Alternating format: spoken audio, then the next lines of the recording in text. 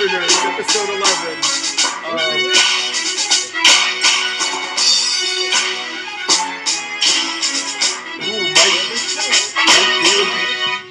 All right. Test it. It's short and sweet. Check it out. Oh, it's like yourself, Mike.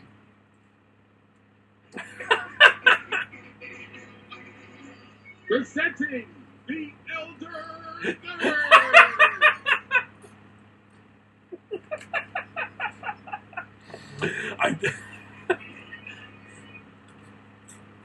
All right, how was that? What movie? What? That sounded vaguely familiar. What was it, Mike? Yeah, what was the music? Actually, I got that from a comedy skit that was set to music several years ago called Marites versus the Super Friends. What the fuck? And it was a. That's right. You should be able to still find it on the internet.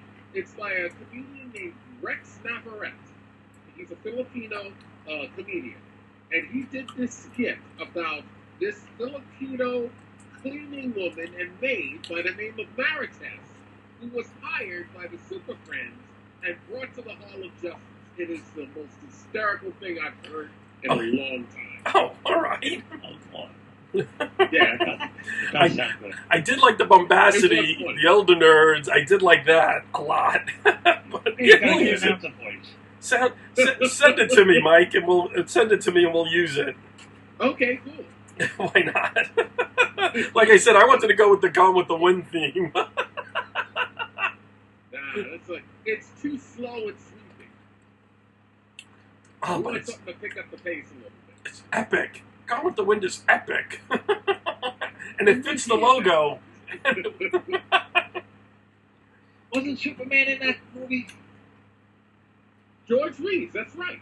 Yeah. That's correct. Yeah, exactly, yeah. That was The Adventures of Superman. Yeah. Hell yeah. I think he was a southern plantation owner in it. I only saw it once in my life. That's right. I liked it. Did anybody see the Ben Affleck biopic on George Reeves? No, I did not. Very good. Yeah, that was good. Really? Okay. You know what I've been seeing people like turning against Ben again, you know? Like they kind of blamed him for Daredevil, then when he did Batman and it came out good, they were like, oh, well, when he did a couple of those good movies in a row, like The Town and the one about Iran, and then he played Batman, and he was, Argo, and then he did this one, people were like, oh, yay, Ben is going to save Batman. And then, all that, whatever's going on with him and Warner Brothers, it looks like Ben is out. And, it's funny because they're talking about the 80th anniversary of Batman, but nobody mentioned the 80th anniversary of Superman. Well, oh really? No. Wow. Yeah. That they're gonna have like 3 movies in what is it, like 2019? 18 would be Superman, 19 would be Batman. So they're gonna have Batman movies and it's gonna be Batgirl, I think another Lego movie, and then the Batman solo movie. Yeah. Oh wow! The last I heard about Ben Affleck was that he opted out of directing the Batman movie. Yeah. But as far as I know, he's still going to play Bruce Wayne in Batman. That's what I heard too. People say that's I don't know, Midnight Sun. They're really going, it doesn't look good. Oh, I think people are excited because he was such, the movies he directed were so good, and he had a hand in writing some of them. That I think people are excited that, we're going to get a really good story along with good direction. And then when he bowed out of doing that, I think people were like, oh, fuck. I heard that script that they didn't accept. It's out. So the new director, and they're rewriting the whole thing starting from scratch. So I think that's disappointing fans because I think they had their hopes up. Yeah. I think it's too early in the game to even speculate. Exactly. 2019 ain't that long, ain't that far away. You gotta have shit ready. It's far enough. For $150 million budget. That actually reminds me. Let's talk about the trailer for Star Wars Episode 8 for a moment. Okay. Since we talked about it last week, we'll talk about it every week. Oh yeah, but I saw somebody on Facebook had the presence of mind to show side by side the trailer for episode 7 and the trailer for episode 8.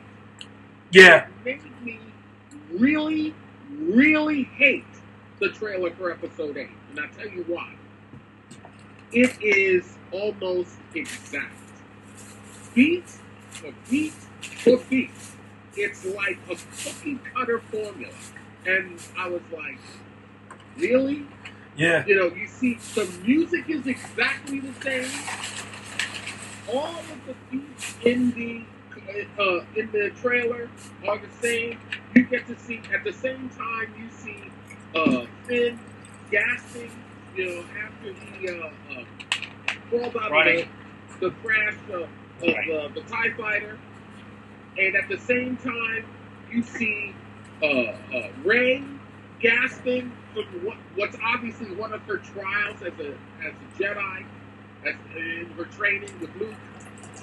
It's the same. You see, at the same time, you see Darth Vader's charred helmet on the left.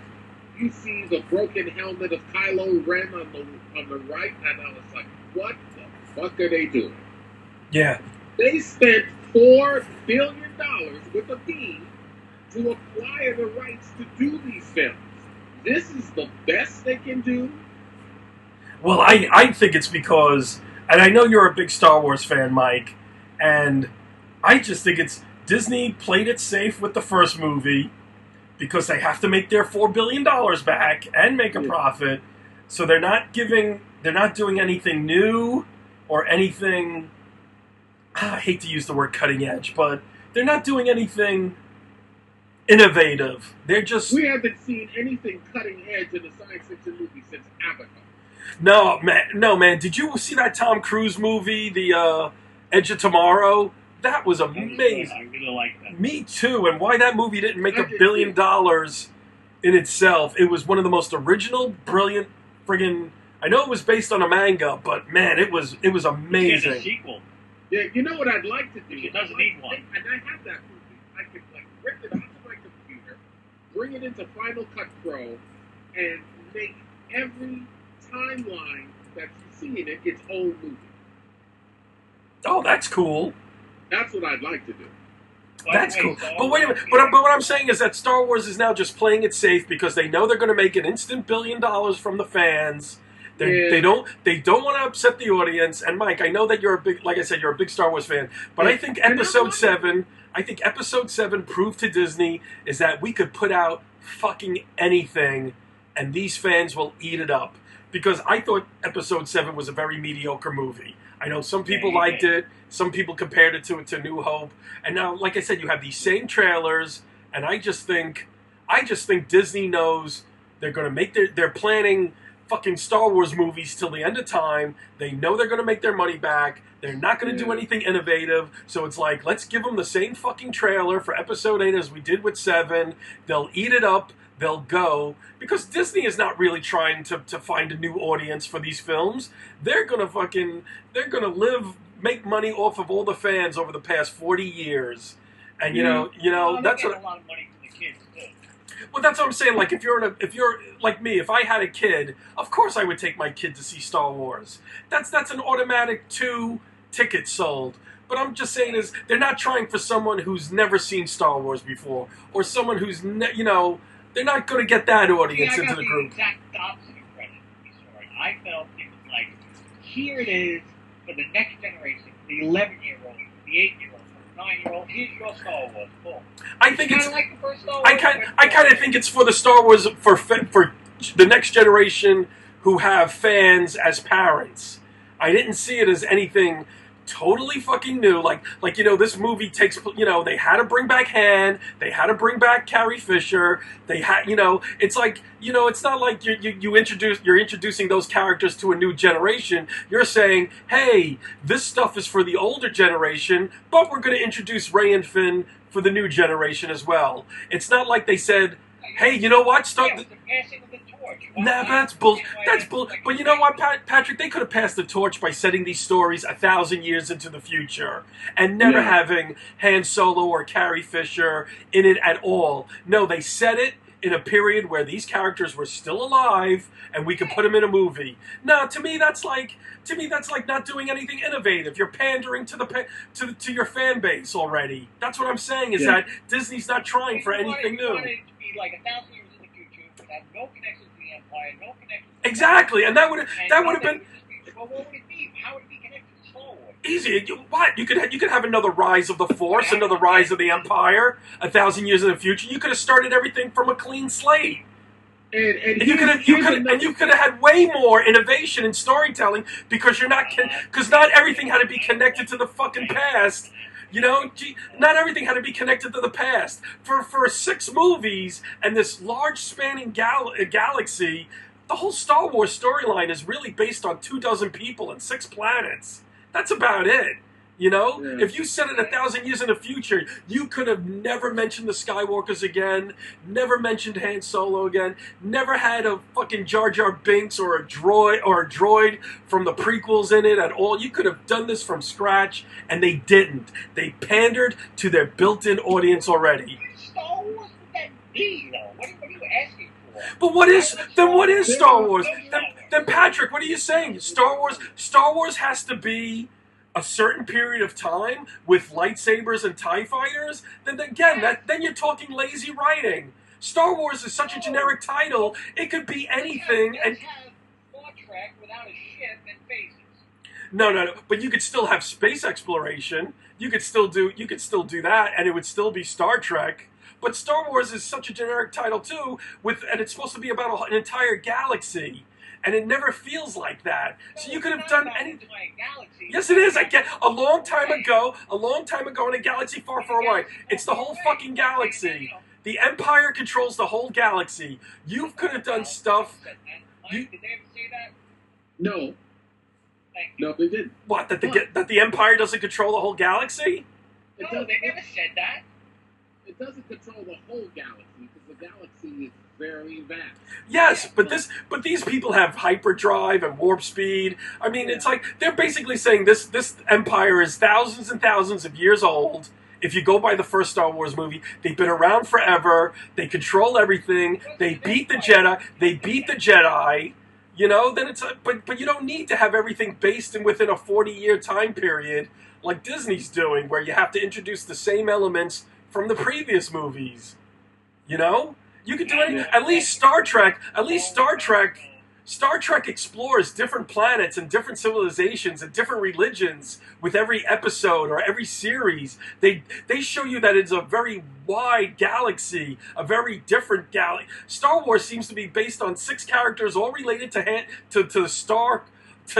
Skywalker and Darth Vader and Anakin, and like a couple of planets that are all based in sand. Tatooine, cars. I mean, it's like, you know, it's such a limited focus. That's what I'm saying. If Disney had any balls, they would have done something different. Let me a chance, guys. Let me Mike to see the Star Wars fan.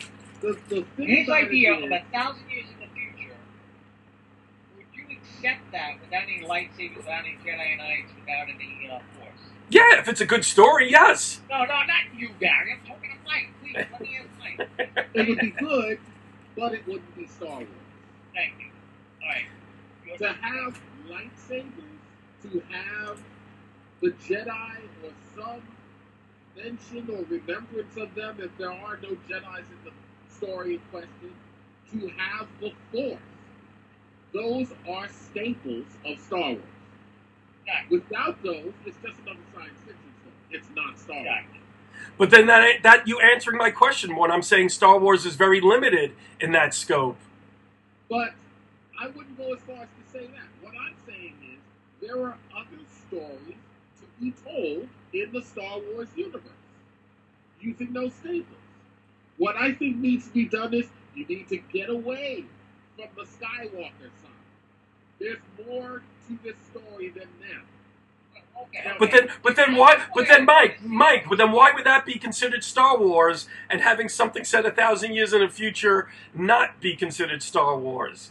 Again, you're limiting yourself by saying this, that Star Wars has to have lightsabers, has to have TIE fighters. Now you're limiting yourself. No, I didn't say TIE fighters. I said lightsaber. Or lightsaber. See, and that's it. Out of all these 7 fucking movies and all these cartoons, this entire fucking saga about a hero's quest that George Lucas started back in the mid-70s, everything has boiled down to a fucking lightsaber. And that is limited. That's your whole entire universe of Star Wars now. It's boiled down to a lightsaber. If you don't show a lightsaber in a Star Wars movie, then it's not Star Wars. And to me, that's limiting. When that young Han Solo movie comes out, which is supposed to take place supposedly during the time when there were no more Jedi because they all went into hiding, then that Han Solo movie should not have a lightsaber in it. But you know what? They're going to put a lightsaber in it because you know why? Because the entire Star Wars mythos has boiled down to one thing, a fucking lightsaber. That's it. You could be more wrong, but I want to ask Mike something. No way! That's what they're going to do. I bet you your mortgage. Patrick, I bet you your mortgage. For 5 minutes straight, guy. Wah, wah, wah. Wah. Now you know what it feels like. Yeah, okay. Did it just sound like Gary said Star Wars would be much better if it had nothing to do with Star Wars? Yes. Yeah, That's what you're saying, right? Yeah, that's what he's saying. Okay. Now, All right. let's use Rogue One as an example, just to prove my point that there's other stories to be told in this universe. Okay. I like the fact that they made almost an adult sort of version of Star Wars.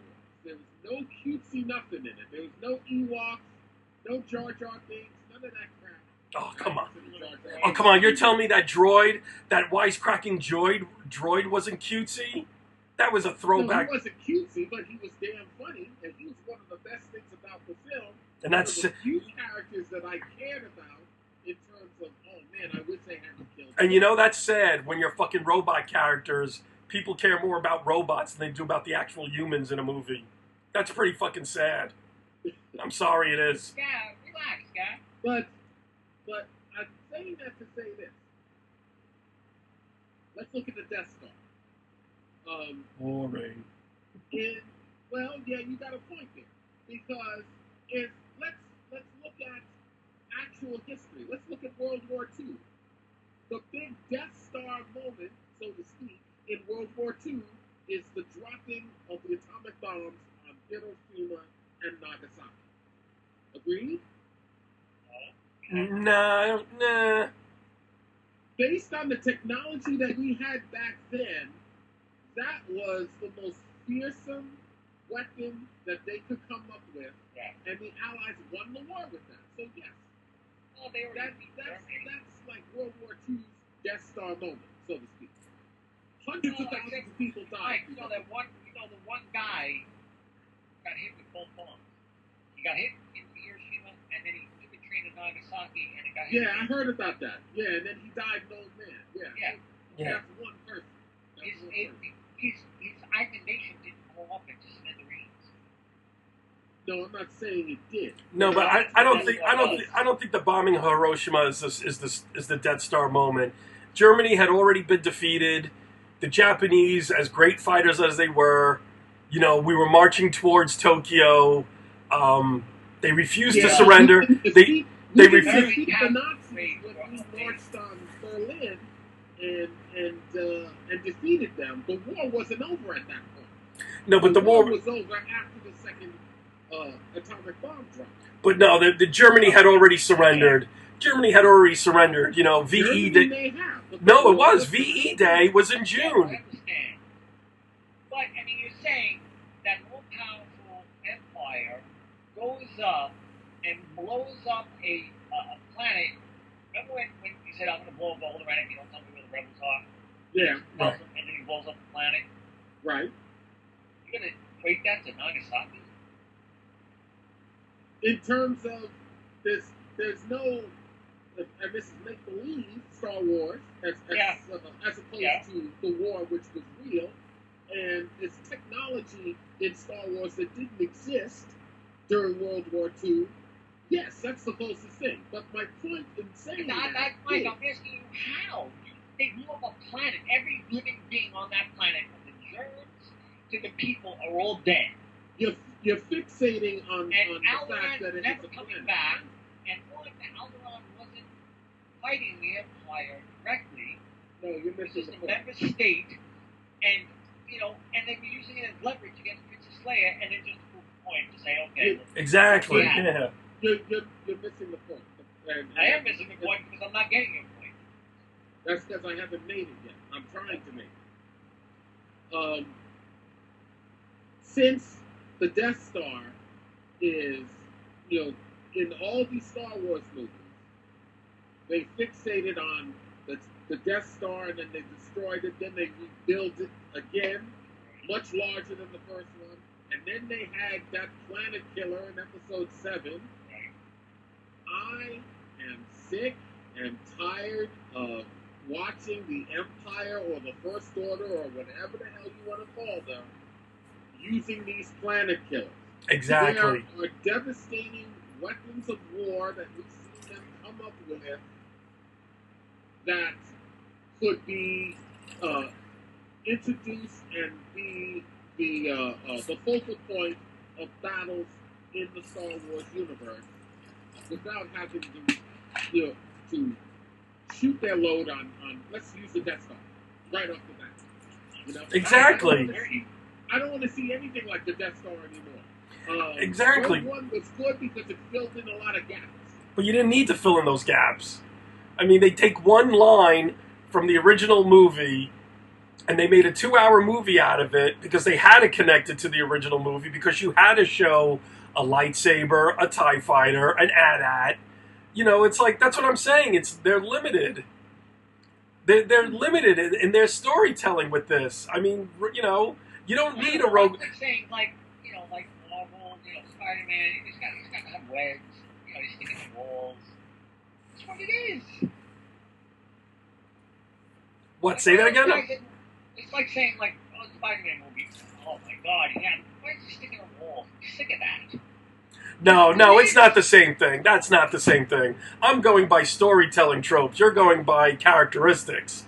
Like I'm saying is, let's say Firefly. Now look at Firefly. Firefly was a story about basically the good guys lost, right? The very first episode of Firefly showed you that the Empire won. And what we're seeing now are the remnants of all these outer planets on the fringes of the galaxy that the Empire kind of knows about but doesn't really care about. And these guys are just trying to get by in an oppressive government. You could literally take that Firefly universe and put it in the Star Wars universe because it is about the Empire winning, the Empire dominating, and these guys just trying to get by. But Firefly, you can't call it Star Wars because it doesn't have a lightsaber. But it is a Star Wars story when you think about it. It is about the oppressive Empire and these guys trying to make a living underneath their radar. Firefly really could be fit in the Star Wars universe, but you can't do it because it doesn't have a TIE fighter or an AT or an AT-AT or a lightsaber. That's what I'm saying. Every time you show that, every time you show a lightsaber or an AT-AT, it's like I want to see a Star Trek movie, but I need warp drives, but I need teleporters, but I need phasers, but I need Klingons, but I need okay, but if Star Trek is still about meeting up with new cultures and new civilizations, and that's Star Trek. That's what Star Trek is. Star Trek is about meeting new people and new cultures and finding a common bond in order for friendship and unity. So you could do away with the spaceships and the phasers as long as Star Trek is all about meeting and understanding of cultures. That's what Star Trek really is. But they don't do away with any of that, and they never have. That's why. Yes, it is. Ultimately, that's why. No, I agree with you. Okay, I agree with you. That's your premise. But even within that premise, starting from Enterprise, Enterprise started the Scott Bakula one. They started without teleporters, without shields. Yes. And they added them all in within the first season. Well, they were showing how the Federation advanced. They're showing how the Federation went from 2001, as just picking dates, to 2000 and to 2044, whatever. That's what they're showing. But the Enterprise at its core was still about meeting alien civilizations, meeting different cultures, and trying to make everyone a unified federation. That's really what Star Trek. The original Star Wars was based on Joseph Campbell's hero's journey, but they haven't but they haven't done. Were the prequels about that? No. Was The Force Awakens about that? Not really. They really seem to have diverged. Exactly about that. No, they really seem to have diverged from Lucas's original vision about this hero's journey, a man of 1,000 faces or whatever, based on Campbell's work. And now it's all about lightsabers, ATT, AT-ATs, spaceships. Because really, what the... It's Joseph Campbell. It's a boy finds a magic sword and goes on a heroic journey. How many times have we seen that? Hey, it's been around for thousands of years, which means it's still working. King Arthur. Yeah, it's still working, but it's about how he overcame. But look, it's about overcoming all the obstacles in his path to be a hero. What were the prequels about? The prequels showed you how a guy became evil. And now, what was The Force Awakens about? Killing off Han Solo. It was about a cranky old Harrison Ford saying, "I don't want to do this shit anymore." That's what The Force Awakens was about. Right, he really didn't like that. He didn't really like that episode 7 at all. I saw it. Exactly. I thought it was fun. Star Wars was never intellectual. Star Wars was, like you said, that basically it's a fantasy movie masquerading as a sci-fi movie. And that's why Star Wars is not better than Star Trek, and Star Trek is not better than Star Wars. Exactly. But I think Star Trek is a little bit more broad in its vision than Star Wars is. But I mean, there's a the basic culture that they put in. The same thing, like the Jedi. What are the Jedi all about? The Jedi used to protect the Republic and all that. Blah blah blah blah. Of course they ruined it in the prequels, but it's just like it seemed like this mystical knights. You know what I mean? The Exactly. Red Branch Knights, or the knights, and now you're just saying, well, I don't want those mystical knights. The whole idea behind the Jedi ships don't Knights look the same way. But if it introduces an era of chivalry towards the Star Wars universe, and they're trying to and Eastern philosophy. And they're trying to say that there is order in that. Yes. But the choices that the Jedi Council has made historically in the course of the storylines of all of the trilogies is probably part of the reason why Luke Skywalker says in this latest trailer, it's time for the Jedi to end. See, when I heard that, I saw, by the way, I saw the trailer, I emailed Gary, I said I completely forgot about it. But Dad, did you write that line? I should have. They're going to have it evolve into something else. Yeah. I'm like, no, it's not time for the Jedi to end, but it is time for the Skywalker story to end. No, see, that's what I mean. See, that's what I mean. Why can't you have a Star Wars story without the Jedi? Why, Star Trek, doesn't have the fucking Borg or the Klingons in every series that they do. They keep reinventing. They keep inventing new cultures and new aliens and putting them in different quadrants of the galaxy. Enterprise was nothing like Voyager. Voyager was nothing like the original series. At least, I think there were a lot of holodeck episodes that were exactly just like, the holodeck came alive again. My God. Here's another curious. No, but think about it. The original series took place at a certain time period, and then Voyager took place in a certain time period where, which again, there are certain things that are standard. Let's go to Voyager. Voyager's in like a wholly different part of the galaxy that's going to take them like 100 years to get back. Yeah, so what did they do? They introduced new... Klingons. Oh my God, there's an old Klingon ship in the D7. Now, how did they get here? Oh...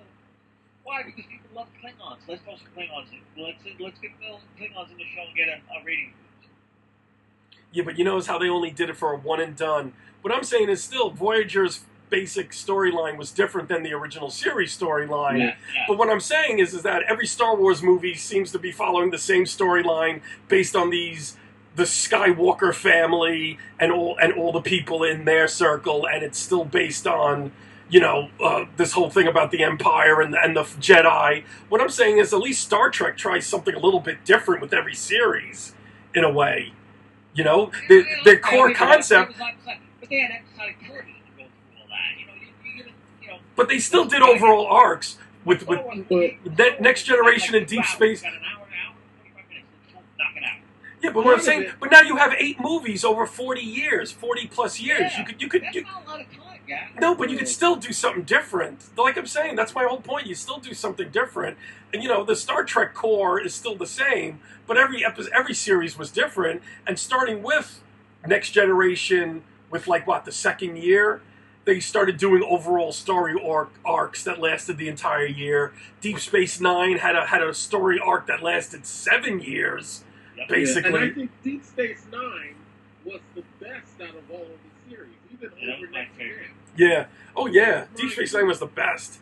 And part of it was because in Gene Roddenberry's waning years, when he still had some kind of control over what was happening with Next Gen, he started to run into resistance with Paramount because Paramount was saying we need more conflict because conflict is going to create good stories, and the good stories are going to build the ratings on the show up. Yeah, I heard it, Mike. I heard an interview about that. One of the writers saying every time they came up with something, Gene Roddenberry would go, no, they wouldn't have that in 2014. That's right. Yeah, and it was just like every storyline they came up with, they were like, Gene, just don't. What do you do a story about? It's perfect. Like, that's it. The end of the story. Yeah. Where's the conflict? Yeah. Where's the conflict? And that was the problem they were having. Exactly. The answer was letting Cisco shave his head. Yeah. The answer to it was Deep Space Nine, basically. No, I think in the later years, I think they got rid of him in Next Generation. By season 2, he was pushed out a little bit. By season 3. Oh yeah. I mean, and we started to see the change there, but you didn't really get the full swing of conflict in the Star Trek universe until Deep Space Nine came along. Yes. Yeah. Yes. You got a whole war. You got 2 wars. But I think they were building up with that. A lot of the Klingon episodes were kind of building up to that. With Gowron and the Duras family and Worf and his family. But yeah, I wonder if they ever thought that the breakout character of Deep Space Nine besides Picard was going to be Worf. I mean, and in Next Generation it's going to be Worf. I didn't think Worf really broke out until he was on Deep Space Nine. No, they put him on Deep Space Nine because they wanted him. They wanted that big issue. He was. They did a lot of episodes near the end of Next Generation with Worf. Remember when he goes to the Romulan prison planet to see if his father was there, and his father wasn't. He was dead, but he freed all the the Klingons that were living there, and he got the half Klingon chick, the half Klingon, half Romulan chick out. And then he did what else did he do? He did a couple of really big Worf episodes. Oh, they did. They got, remember they brought his son on, and he was trying to teach his son, and then they killed his mother, and then he killed Duras. They did a lot of good war stuff. Yeah, that's true. That's true. I mean, I always thought Data was more of the breakout star in the beginning, but you're right. I could see, Worf did later on. There was a lot of emphasis on it. They hooked him up with what's the name, Counselor Troy. Yeah. I was like, wow, what are you reading fan fiction? See, I always thought they were trying to lead on the TV series. They were trying to lead up to finally having peace between the Federation and the Klingons. Well, they did because of the Kidderby incident with the Enterprise C. It was Enterprise C, right, Mike? Yeah. So they what? That's how they did. They were allies. See, to me that's yes, it's serialized, but it's. At least they came to a logical conclusion between this something that started in the original series. While again, Star Wars just keeps bringing back the Empire. Well, then they go back to the light, and they make it the bad guys again. But in the Enterprise, I didn't think the Klingons weren't used a lot in Enterprise. They had that whole year with the what was the Dominion? Not the Dominion, but that. The Xanthi, were they called? No. Zindi, yeah. They were trying to introduce new villains. Yeah. Which. But then whenever they needed shot in the arm, they threw a little thing on it. Well, yeah. That's for ratings. I could see that, I would have liked to have seen. I mean, Voyager, it grew on me. I didn't like it at first. because I thought they should have really done this with the Enterprise. I would have loved to have seen everything that happened with Voyager happen to the Enterprise, and then truly get back to the exploration aspect. I think that Voyager had the weakest cast overall. I think they had a great captain, and the Doctor was really good. But I like Cody, but I could live without him. I like Atlanta, but I know with the Enterprise there was Harry Kim was useless. Yeah. I know with Next Gen there was a concern about going forward past the end of the series because with Data, Brent Spiner is getting older. Yeah. And they want to make it so that Data doesn't age. He's not supposed to age. Right. Exactly.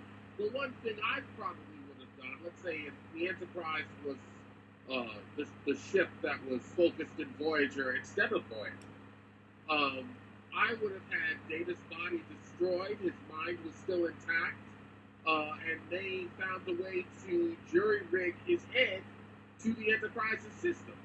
So, since Mantle Barrett is now gone, you could have Data as the voice. Be the voice of the Enterprise. That's a really good idea. That really is. Yeah, I would have loved to see that. Brent Spiner could still earn a paycheck. He wouldn't have to be seen on screen anymore since he was getting older. You can get some more mileage out of that. Yeah, that's a terrific idea. Let's do it now. Isn't he on a TV show, Spiner? That's what I was thinking. I don't know. The last time I saw him was Blood Talk. He was in the first episode of Blood Talk. Yes, yeah. That's right, yes. Wow, I didn't like that show. What show? Blunt Talk. Blunt Talk. It was on... it was a show. Is it Showtime? Stars? I thought it was Stars. Stars. It was Stars. I never heard of it. The Stars Network with Patrick Stewart. It's a half-hour comedy where he plays this character named Walter Blunt. He's a newsman, kind of almost like a Maury Povich sort of character when he was still doing news-type talk shows. What was it, Current Affair he was on? Yeah. It was kind of like that. And everybody on his staff, including him, was the most dysfunctional group of people you'd ever want to meet. And the funniest episode was, and I found out later on, it was based on a real-life incident. It was a story about where he finds out, after years of believing that he was circumcised, he actually was not circumcised. And Patrick Stewart said in an interview, he was like, one day I was talking to my wife, and somehow the subject of circumcision came up. And I said, I mentioned something about my being circumcised, and my wife says, "You're not circumcised." And he said, "What do you mean? I've been circumcised for decades now." And she's like, "No, darling, you are not circumcised." Wow. So he's like, "Well, I'm going to have my annual physical tomorrow. I'll ask my doctor. He'll know." So he went to the doctor the next day, had his checkup, and he says, "I have a disagreement going on with my wife. I say I'm circumcised. She says I'm not. What do you say?" He took a look, and the doctor said, "Nope, you are not circumcised." Wow, I know a lot about Patrick Stewart. And he's like, "How can this be?" He said, "Patrick, I'm a Jewish doctor. I know the difference." Wow, Pat's never watched a lot of porn, huh? I guess not. And what made it funnier was that when he told this story, he was on the Graham Nolan show. He was sitting next to Hugh Jackman. They were promoting Logan. Yeah. And this is the first time that Hugh Jackman heard this story. He was on the floor. I like the Graham Nolan show. It's like the only show I feel that's a real conversation. Yeah. Yeah, that's true. So I'm like, but it was interesting to find out that story that happened to Patrick in real life made it into the script of an episode of Blood Talk. That's cool. It lasted, what, 2-3 years, Blood Talk? I don't think it's been canceled yet. No, I think they announced it was canceled a couple of months ago. Oh, really? Yeah. Damn. It was actually the music show. He did a British show about, and they made an American version of it. It didn't last. He was like this brilliant guy, and they called him into like problem Oh solving. yeah. Yes. It's called 11th Hour. Yeah. I have the DVD of it. Yeah, I watched it. That was a good show. It was So, a good it's show. amazing how they didn't try to bring it over here. They did, They but did- now they it has did to try do to it. bring- Yeah, without Pat. But I'm saying, why didn't they just show the British episodes on Rufus TV? Sewell was the guy. Rufus Sewell. Yeah, that's right. He played Good actor. Patrick Stewart part in the CBS version of the show. It failed miserably. Yeah, I remember that. I didn't want to watch it because of that Yeah, stupid. I don't even think it lasted a full season. Yeah, but Brent Spiner is in a TV show now, something called Outcast, which Oh, Outcast, based on the Robert Kirkman book. oh geez, you know I didn't watch that. Is that about Yeah, robots? He's played he No. plays a character called Sydney. yeah. It's about demon possession. Oh, okay. Oh right, the guy he was like demon possessed like almost his whole life, and then he wakes Yeah. up. He's like 20-something years old, and he was okay. Yeah, I wanted to man. No, Robert Kirkman is becoming more and more prolific with what he's doing. boy. But Yeah. you know what? It's like all of a sudden I hear these comic book, TV shows on networks I never heard of. Like Cloak and Dagger is going to be on Freeform. Yeah. Well, Freeform You know what used to be Freeform ABC. Freeform used to be ABC Family. That's correct. Okay. So where is Outcast on? Outcast is on. Showtime, It's on Showtime. Wow. I think, and also he was in Independence Day Resurrection, which Oh, none of Yeah. us saw. I didn't see that though. I I didn't had see no that interest in seeing. Yeah, exactly, because the first one was a piece of shit. Well, last week I watched movies. I watched Warcraft, and I watched Star Trek Beyond. And I didn't like Star Trek Beyond. it wasn't. I liked it. See, I liked it. A lot about like the last like conclusion of it. I didn't like, but when they were on the planet trying to get back together, I liked all that part. Yeah, No, I liked it. I liked it better than the J.J. Abrams movies. I thought this one was a lot of fun. I thought it was terrific. Yeah, I wasn't happy. I'll with take it. the I first liked one. Into The first Darkness. JJ was better. Wow, all three. We previously all have the 3-1. I thought Into Darkness was just kind of like, okay. Exactly. But I thought this one, Beyond, had reminded me much more of the original series with character interaction, the stuff with Bones. Well, yeah, that's true. Bones and That's true. Spock. It did have that. Yeah, I just thought it just felt, to me, it felt just a lot more fun too. I don't know. I thought it was really terrific. I was sat there, surprised. holy shit, she was gay. Yeah, and they didn't beat you over the head with it. It was just No. 1 second of showing him and him, his kid, and his lover, and that was it. That's all you But needed. you know what struck me as interesting about that? The No. first person to speak out against that was George Takei. Really? Yeah, I remember that. Yeah, Yeah, he said this is not the way Gene Roddenberry envisioned this character. It's not an anti-gay thing. It's just not. It should not be a Hikaru Sulu thing. I was always, that rumor about the Captain Sulu show, I was always disappointed with him. exactly. Yeah, the most we got to see of that was in The Undiscovered Country, which I thought was a great movie. It's right up there with Wrath of Khan. Undiscovered Country was, Star Trek 6. Yeah, the last one. Fox Yeah, that was Fox? pretty good. No, that's Star Trek 5. Yeah. No, Oh, under it was, Kang. Incidentally, what's cool about that was that the laughing Vulcan, Spock's brother, was played by Lawrence Luckinbill, who is married to Lucy Arnaz, who is the Oh. daughter of Lucille Ball. and Right, Des Desi Lou. Arnaz. Yep, and they were the ones that were responsible for Star Trek being on television in the first. exactly. Yeah. Wow. So that was a nice little note. Wow. Yeah, that was. I liked Undiscovered Country, but to me, it's nowhere near Wrath of Khan and Voyage Home. I love Voyage Home. Voyage Home was the Boy, last. it was good. I love it. You know, and that Undiscovered Country, that should have been the one where Kirk died. That should have been the movie where Kirk died. When he was when he was trying to save... Yeah, exactly. When he was trying to save the Klingon ambassador, that's when Kirk should have died, and that should have been the reason for peace between the empires. Kirk's sacrifice, their greatest enemy, sacrifices himself to save one of their own. That should have been the catalyst for bringing final peace between Klingons and Federation. Instead, they just missed out on it. It would have been a much stronger storyline if they went that way than saving him for generations and then fucking him over in generations like that. Yeah. Well, the strongest thing about Generations was Malcolm McDowell. He stole the film. Oh, of course. You know, he's Malcolm McDowell. He can do whatever he wants. You know, he doesn't give a shit.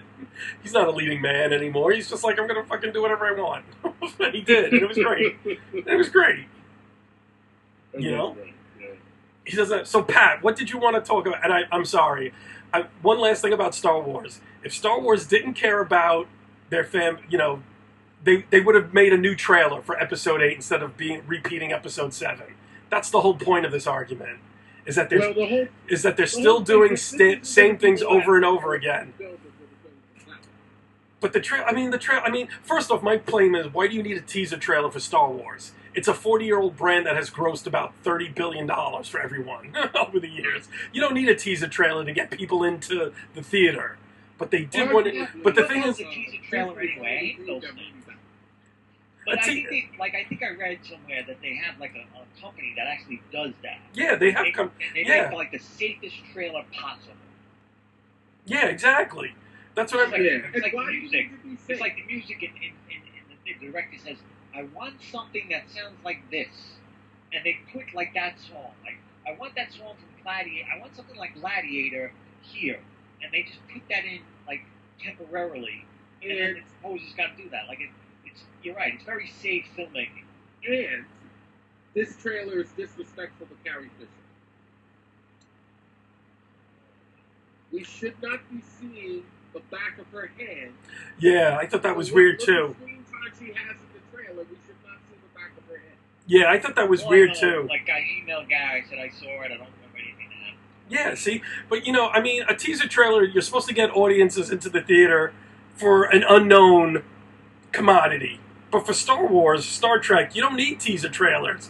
You have your built-in audience. Too, but I mean, you have your built-in audience. What you're trying to do with the movie is trying to get the people who aren't Star Wars fans and Star Trek fans to see their movie because it's going to be based on word of mouth and the quality of the story.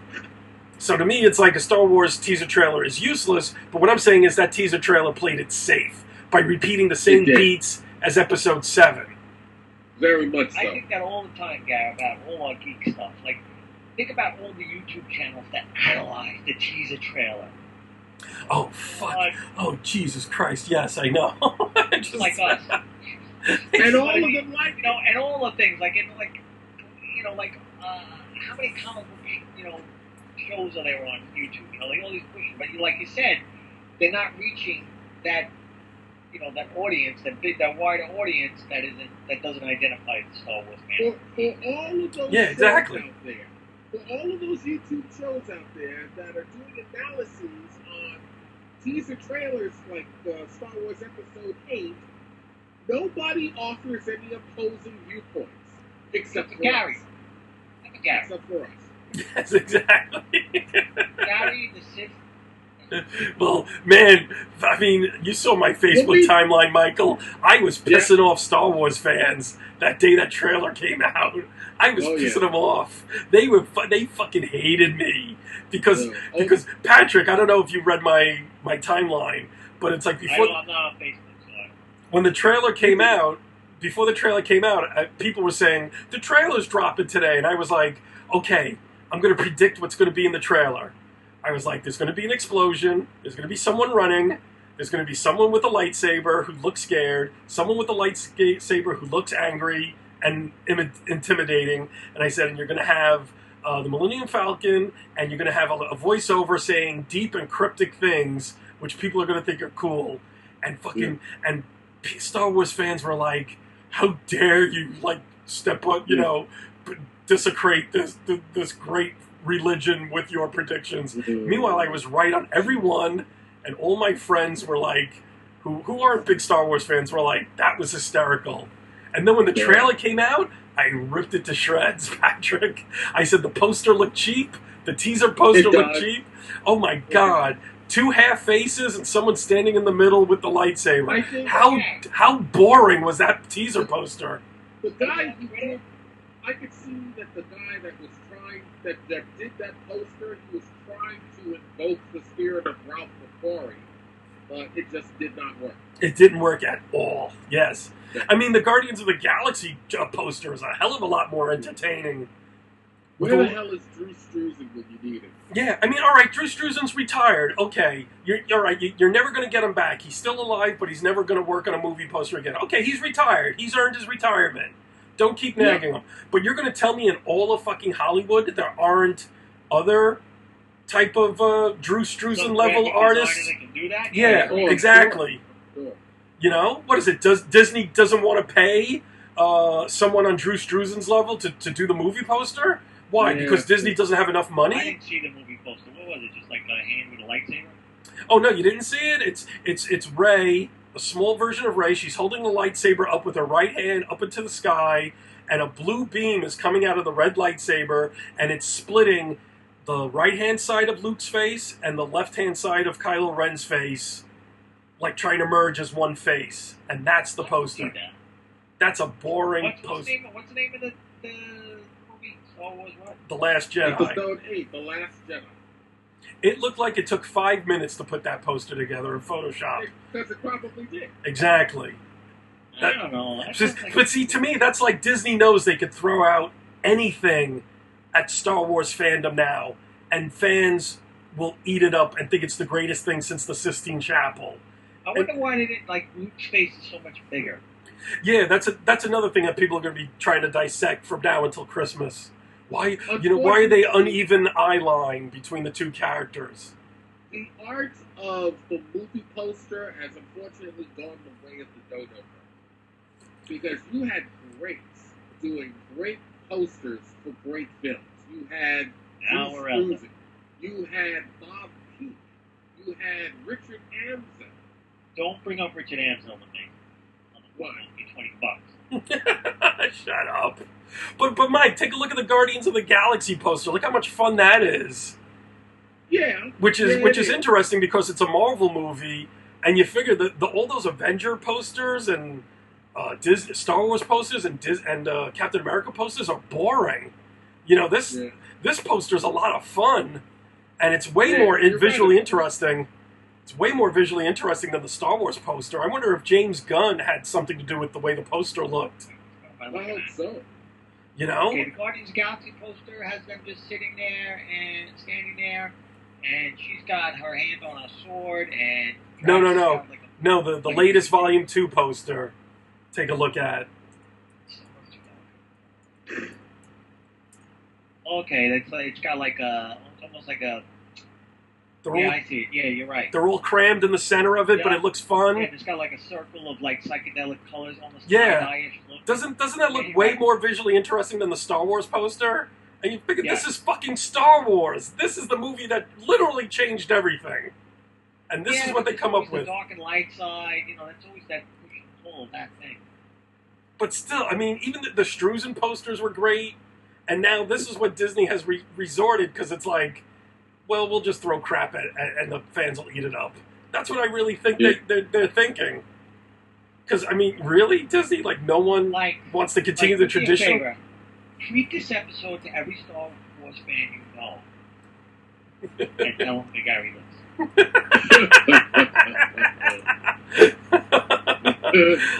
I'm sorry, but I agree with Lord, Gary. I mean, it's like, holy crap. You know how, like, the internet gets hate bombs going? Yes, yeah. Good Lord, Gary, you would be, like, right on top of that list. I don't think anybody would kiss Star Wars fans off. I know, I'm glad. I'm sorry. The second the Ewoks showed up, this fucking franchise went into flatline. I kind of like the Ewoks. Fuck you. Then fuck you. No, listen. That they weren't like, they weren't like Klingons, like, like tough aliens. The mean aliens are tough looking. The nice For me, looking. It was like They were teddy bears to make a for buck. me, it wasn't the Ewoks. For me, it was Jar Jar Binks. Oh, The well, Chicken yeah. George of the Star Wars universe. Well, I say that when the Ewoks showed up, the franchise had a cardiac arrest. When Jar Jar showed up, it went flatline, and ever since then, they've been trying to fucking... every other Star Wars movie after Jar Jar Binks has been a defibrillator, and they're trying to bring this franchise back to life, and they're not really succeeding. And they don't really... I think the last movie absolutely did. Really? Force Awakens? Yeah. No, I think got Rogue back. One I did think- it more than Force Awakens. No, I mean, See, not in terms of creatively. But Gee, I couldn't even- energizing the fan base and getting new fans. I think it succeeded. Like, remember how all the reviews of that were great. They were great, but all they did was retell the Episode 4 storyline. Yeah, I understand that, Garrett, but I mean, like, Again, playing it safe. Again, playing it safe. And I now they're understand, but most everybody else wasn't you. Like, we didn't go into that theater hating Star Wars the way you hate Star Wars, and everybody who likes it since you were 9 years old. and everybody now is saying A little older. that The Last Jedi is going to be the Empire Strikes Back of this particular trilogy. I could get it. I could see that. Oh, I could see that too, but again, you're just repeating familiar beats. I'm sorry. It's, like you said, it's just pandering to a built-in audience, and doing nothing new. What about James Bond? Like, why does he have to go see Q? Why does he have to get gadgets? Why does he have to bang, like... Well, you know what I liked about Daniel Craig's this quad trilogy that he did on Bond. Yeah. When he went to see Q didn't give him any outlandish gadgets. He said, here's a gun with your palm print on it, and nobody else can use it. That's it. Yeah. But see, this is cool. But see, Patrick, this is it. Star Wars is a brand, and that brand needs the lightsaber, needs the ATTs. James Bond is a franchise, because every few years they get a new actor. Every few years they decide, are we going to play this one straight? Are we going to make it goofy or gimmicky? Are we going to have all the gadgets in certain movies? Are we going to have no gadgets in this movie? Well, so I mean, you could take that shit away. You could take the gadgets and the women away, and it's still a spy movie. It's still a spy movie starring James Bond. No, but it's a spy movie. Basically, you could put anybody into that role, call them a different name, and it's still an action movie about spies. Star Wars, what I'm saying is that if you take all those tropes away from Star Wars, the lightsaber, the ATT, it's not a Star Wars movie anymore, and therefore it's trapped in its branding, and that limits you. Something very interesting that you brought up. What constitutes the difference between a brand and a franchise? Because a franchise is always evolving. You could have interchangeable parts, like James Bond does with the lead actors. But, I mean, like I said, there are certain James Bond movies that don't have any gadgets in it. There are certain James Bond movies which are deadly serious, like From Russia with Love. And then there are goofy James Bond movies like The Man with the Golden Gun with Buford T. Justice or whatever that fucking hillbilly was in that movie. You know what I'm saying? Is that as a franchise, like the Yankees are a franchise. Every few years they get Hall of Fame players. Every few years. Here it is. Here's where the Empire comes out. And every few years they suck. They have down years, and then every few years they build themselves up again to have another run. You could do that with James Bond because James Bond movies are basically spy movies with a character called James Bond. Certain flavor, but not every movie has that. Not every movie had gadgets. Not every movie had invisible cars. What? The For Your Eyes Only. That was one of the best James Bond movies that had absolutely no gadgets.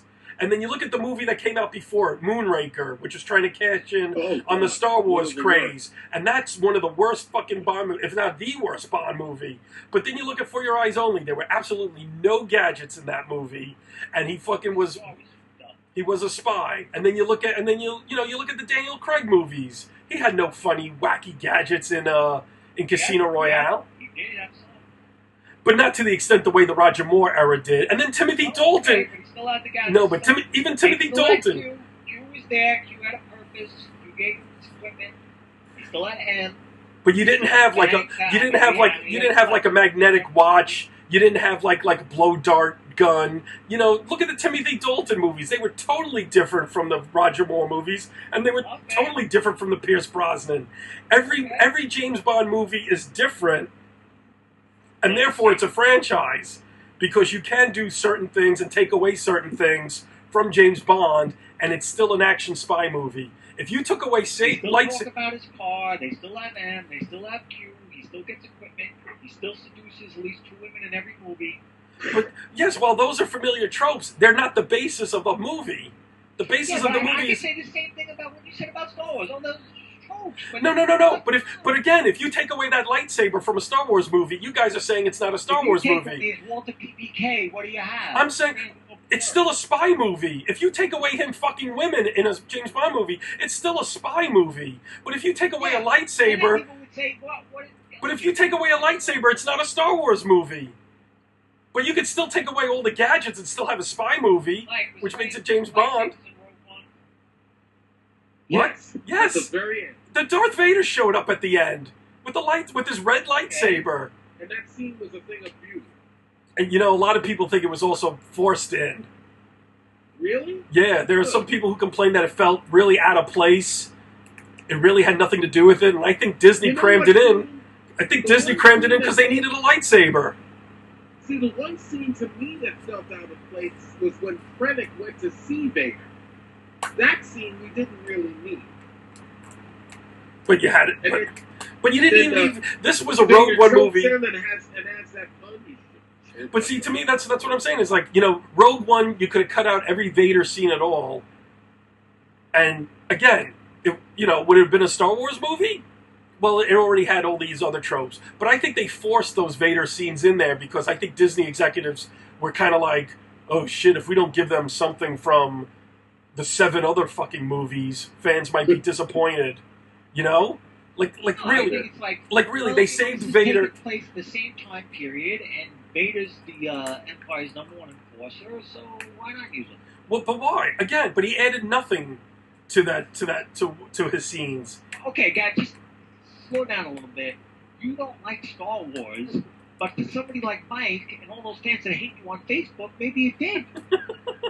But again, to me, that's lazy storytelling. To me, that's pandering to a built-in audience. Yeah, you know what you sound like? It's like, I don't like Star Wars, and if they ripped apart all the identity that makes it Star Wars, it would be better. No, it wouldn't be better. It wouldn't be better. See, you're missing my point. It's not being better. It's doing something new and new storytelling, a new storyline. Instead, they keep going back to the same old storyline over and over again.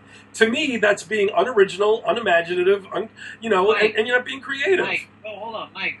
What storyline did Rogue One repeat?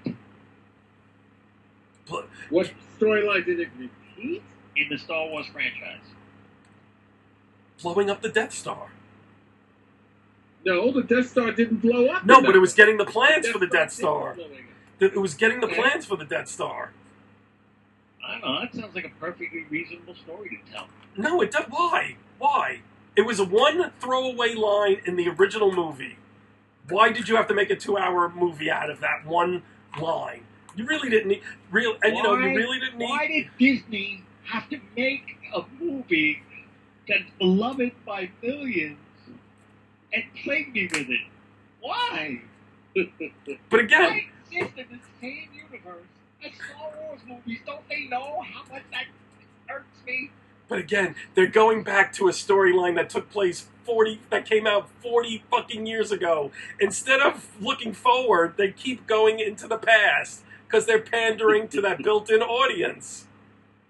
No, do you eat the same corned beef and cabbage every day? Patrick, do you eat the same corned beef and cabbage every day, you Irish motherfucker? Do you still eat that every day? No, you don't. You do something different every day. You eat something different every day. If you keep eating the same corned beef and cabbage, if you keep dancing the Irish jig every day, it gets boring after a while.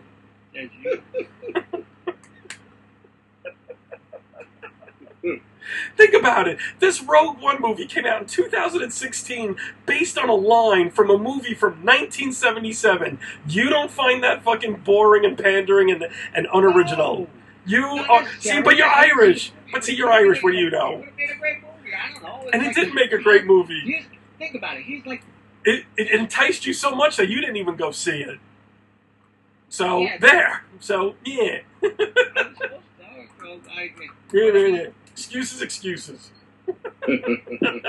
out of the theater by the time I got around to it. But Yeah. the thing is, it could have been a great movie. I don't know. I didn't see it. But I mean, you build on what you have. You don't just say, you know what? But you already had six. I got You already had. Spider-Man.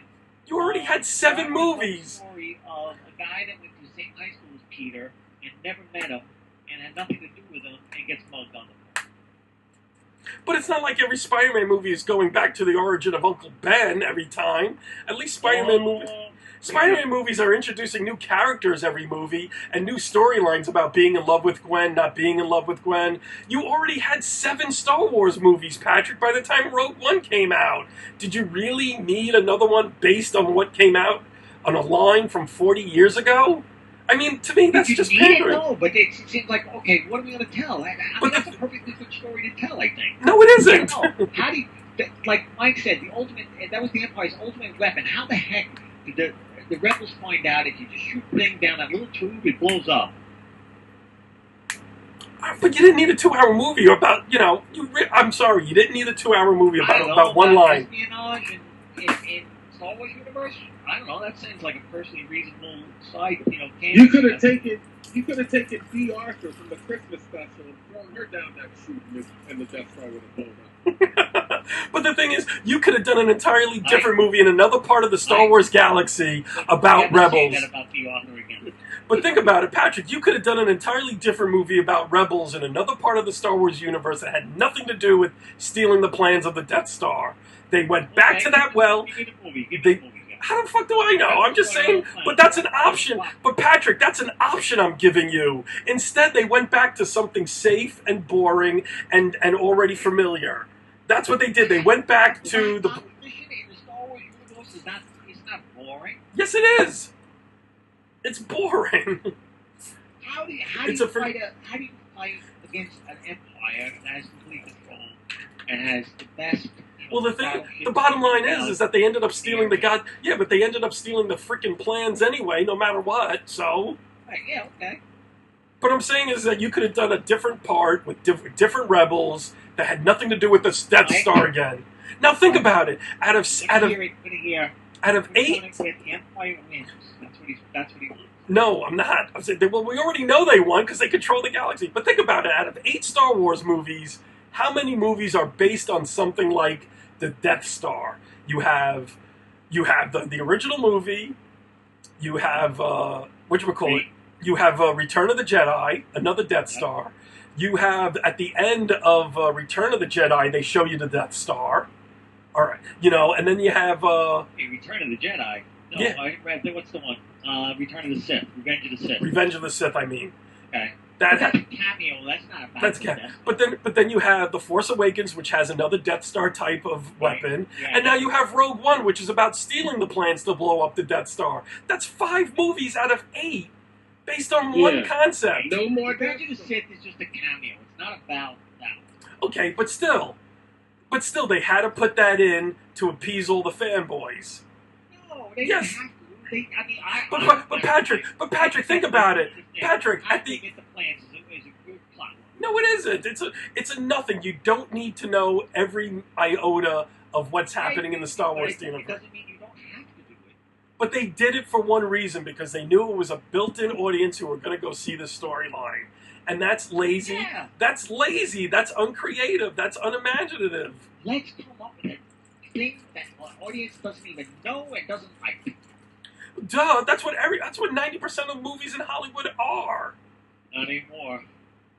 Well, yeah, but still, even the Marvel Universe movies, they're different. Every movie is different. They have a tying theme, which we know about, but people who don't know the Marvel Universe don't know about the Infinity Gauntlet. But we know they're leading up to it. But every Marvel Universe movie is different.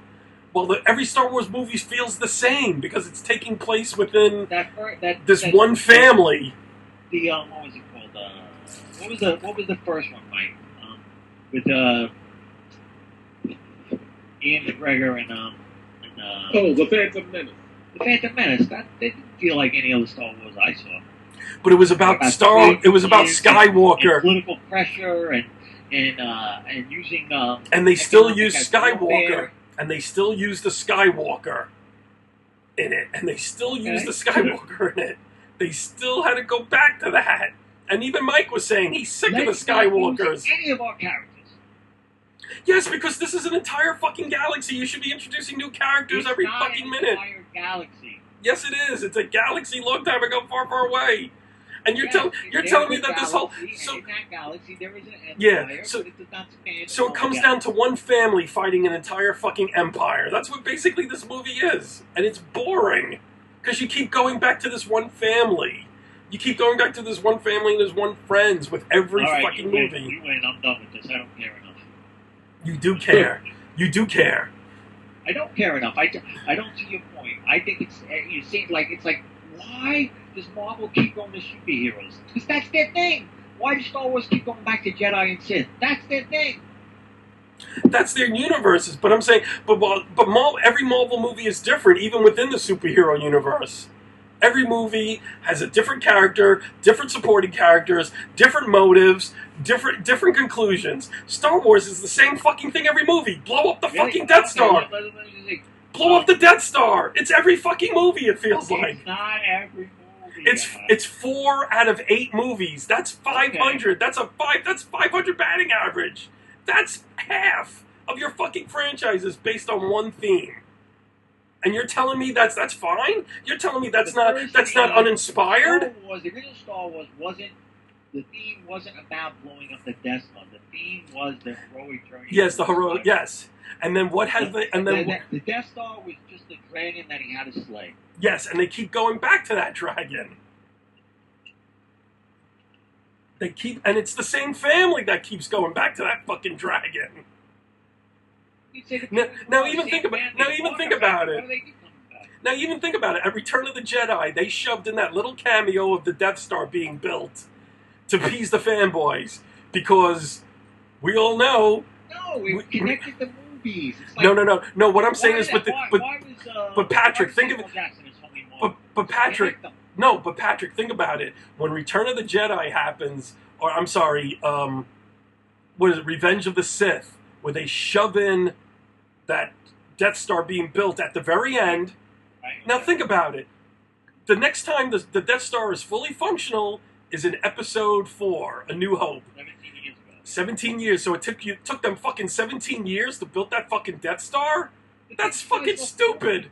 You had the But you had the entire fucking galaxy working on it. You had all these everything you need to build it, that star coming from the entire fucking galaxy. It shouldn't have taken 17 years. The entire galaxy. Get off that. They never said it. You cannot say that. It is a galaxy. Then make it a solar. Then they should have said it's a solar system far, far away. They didn't. They said it was a galaxy. They said it was a galaxy. In a galaxy far, far away. And they have hyper travel. They have light speed. They have hyperspace speed. They travel great distances. You have to say it is an entire galaxy. But even still, they had all the distance from one arm of the galaxy to the other. But Jesus Christ! But they have hyperdrive. They show you that they're. It's not teleportation, guys. But still, they're able to travel great distances. Yeah. But even still, they have all the resources of. How many fucking planets are under the Empire control? We don't know. And you're telling me it took them 17 years to build this fucking thing? That they crammed in. Yeah, it did. No, they crammed that in because to appease the fanboys. That's fan service. It was a nod to yes, it was a nice nod. It was a nice fan service. But as a storyline, as linear storytelling, it doesn't work. While having Nick Fury in every Marvel movie works because he's the one that unifies everyone. like. He unifies the Avengers. He unifies, so he has to be in every movie because he has to bring them all together. So that works. That's as a linear storyline. That works. Cramming in the Death Star at the end of Revenge of the Sith does not work as a linear 3 storyline. seconds of the Death Star offended you? Because it felt like fan service. It felt like and it crammed in. And now you're trying to make everything fit into this one little tiny universe. Well, like, and it doesn't work. And a lot of it doesn't work. On the original Star Wars, when the guy goes up to the Vader and says something about, like, oh, your ridiculous religion.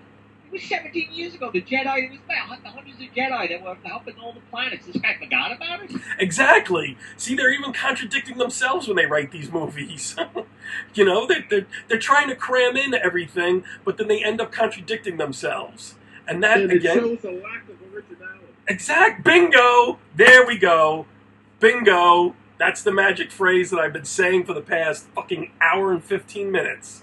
Jesus Christ. No offense. But geez, Pat, that's exactly what I'm saying. And you just heard that line from a Star Wars fan. Yeah. So shut your corned beef and cabbage. Shut your cabbage hole. You're wrong. Shut your cabbage hole. Okay, I said I don't care enough. Done. You care because you go to the damn movies. That's nothing to Star Wars. You don't feel lightsabers, right? Because that's what the whole thing is boiled down to. Just, right? No movies, right? You know, and here's another thing that there's a lot of buzz about this in the fan networks on the internet, where they're trying to say that there's a possibility that Lord Snoke from Episode 7 is really what became of Mace Windu. Oh, which for I don't buy fuck's sake. Don't listen to the internet. No, I don't buy that at all. But it does bring up an interesting, possible, untold story. No, it doesn't. No, yeah, it does. In terms of what really happened to Mace Windu. And what happened to his lightsaber. Who found it? See, this is what I'm saying. You don't need a story to tie in every fucking minutia of detail of every Star Wars. You know what happened to Mace Windu? He died on the beaches of Normandy, just like so many other people fucking did in World War II. He died in that arena. He died in that arena. That's all you need to know is that he died. He got slaughtered, but that's it. You don't need to know what happened before or after. He died. He died. That's all you need to know. Same thing with all the people who died on Normandy during D-Day invasion. You don't need to know what happened to their guns or to their helmets or to, you know what I'm saying? They died on the beaches of Normandy. That's all you need to know. The thing was, Mace Windu was one of the most interesting Jedi characters that they had. No, he wasn't, because for 3 movies he kept saying, I sense a plan to destroy the Jedi. And then they didn't do anything. They didn't do anything. They got destroyed. The Jedi are losers. They lost. They got destroyed. Although, I have to admit, I kept waiting for him to say that famous quote of his in the Quentin Tarantino movie. That's some repugnant shit. I kept waiting for him to say that. But see, that's it. I mean, he didn't... What did he do in those 3 movies? He did nothing. He did nothing, and then he died. He died in a dirty arena. A sandy arena. That's all he did. That's it, but you don't need... But now that's my point. But now that's my point, Mike. Mike, you just said the fandom now thinks that Smoke may be Mace Windu. Do you have to fucking tie every movie into every other movie? No, you don't, but Marvel does that too. The comics do that all the time, Gavin. But they're leading up to something. They're leading up to the Infinity Gauntlet saga. They're tying in everything. In comic books, not the movies, but in the comics. Oh, they always go, oh my god, this guy's related to this guy, this guy's related to this guy, this guy's related to, It's like, I don't need that. Yes, I give you that. But that was comic books. That was soap opera tropes. That was, they would throw away disposable material. No one thought they were going to collect comic books and keep them forever. But these movies are trying to, tie, again, everything into 6 characters and a couple of planets. Really, do you need to have Smoke or Snoke be Mace Windu from the god-awful prequels? It doesn't even make any sense. Yes, exactly. Windu. That's what gets me about that. I hope Smoke is like 6 inches tall and he just has the hologram projecting like he's 9 feet tall. So he's the size of the alien that was found in that alien construct that was killed in Men in Black. Yeah. Remember the tiny alien in there? Yeah. Or maybe Snoke is that big. I hope so. I hope Snoke isn't a 12-foot tall alien. If that's the case, that's the end of the Star Wars franchise. All you have to do is just step on him, and that's the end of it. Shut the fuck up. Just don't have everything tie into everything. That's, Yeah, but I mean, the Skywalker family, you wanted to know, coming back, I wanted to know, where's Luke? What's he doing? Hold on a second. I'll be right back. No, you didn't need to know what happened to Luke after I did. almost I 40 wanted to know what years. happened to Luke. No, they at the end of Return of the Jedi, they defeated the Empire and they all lived happily ever after. That's it. That's all you need to know. No more movies. No, again, you do if you're going to do a new trilogy, take it far away from the first two trilogies as you can, because that story's already been told. What franchise does that? The Bond, you could say the Bond movies. No, they don't. Yeah, they do. They change with the times. They change actors. They tweak the formula, but the formula's the same. Why do we have the term Bond girl? Who's the new Bond girl? Every movie, who's the new Bond girl? It's been there since day one, and it'll be there till ever. But there are some Bond girls where you know her full backstory and where she's from and what her motives are, and there are some Bond girls that are just eye candy. But the you thing still is, have a Bond girl. You still no, but they're still changing up. But they're not tying. It's gonna be in a tuxedo. But they don't tie that Bond girl from Episode 8 into a Bond girl from Episode 6. No, it's not like. But it's not like you ever saw the daughter. But you never saw the daughter of a Bond girl from one movie being like, oh, my mother was a pussy galore, blah, blah, blah, blah. They never do that. So each movie is independent. But with Star Wars, they're trying to tie everything up into one fucking giant storyline. Yeah, what's wrong with that? It's boring. It's boring. The Harry Potter movies were one storyline, but they had a beginning, middle, and end. This Star Wars thing supposedly takes the course of hundreds of years of, with the Jedi and the Empire. Years, 17. There's 17 years between Revenge of the Sith and Star Wars. Yeah, but we know, from that story. And the beginning of this, Luke and Leia and Han are still alive. But they didn't know each other. And then Obi-Wan tells this story that the Empire and the Jedi were around for thousands of years, 1,000 generations, and the Jedi died off. And then that was it. Yeah. And then Obi-Wan shows up, and everybody goes, "Oh, fuck!" That doesn't have anything to do with Luke's story. Yeah, it does yes, it does because Obi-Wan is his mentor for him to take that journey. It's not like the story started. The seeds of Luke's story started, a millennia ago. No. Did you? But they still bring in Anakin Skywalker as the tipping point for the Jedi dying off. The father. Listen. It's the same. Did you guys ever see this? Occasionally you see it on Facebook. I know it's easy to find on YouTube. There are some fans that, of course, have editing skills that took the scene where Luke is getting acquainted with Obi-Wan from Episode 4, and they start talking about the history of the Jedi, and they start talking about who Anakin Skywalker was, and this person that put it up had enough presence of mind to edit into it scenes from the final battle between Anakin and Obi-Wan from Episode 3 on the volcanic planet on Mustafar, and they play those scenes against Sir Alec Goodwin's expression and remembering the story. Oh shit! I'm sorry. What was that, Mike? I'm sorry. They played it against the scenes of the scenes Alice of Guinness telling Luke. Yeah, and about him and Anakin, and they're playing the part of the emotions that he shows on his face as he's remembering the story as he's telling it to Luke. And it actually becomes a very powerful and poignant scene when you add those scenes from episode 3 and cut them into that scene from episode 4. And I was like, wow, it puts like a different, an even more dramatic spin on it than there was before. And I said, why couldn't they do that? Why couldn't the producers and George Lucas and the directors do that when they were putting this together? Oh. Putting we have that scene and have actually that scene in the movie. Well, yeah, they couldn't have done it when they first made it, but with all the remakes that they've done and adding scenes, they could have done that. It adds more weight, more gravitas to the scene, to the story.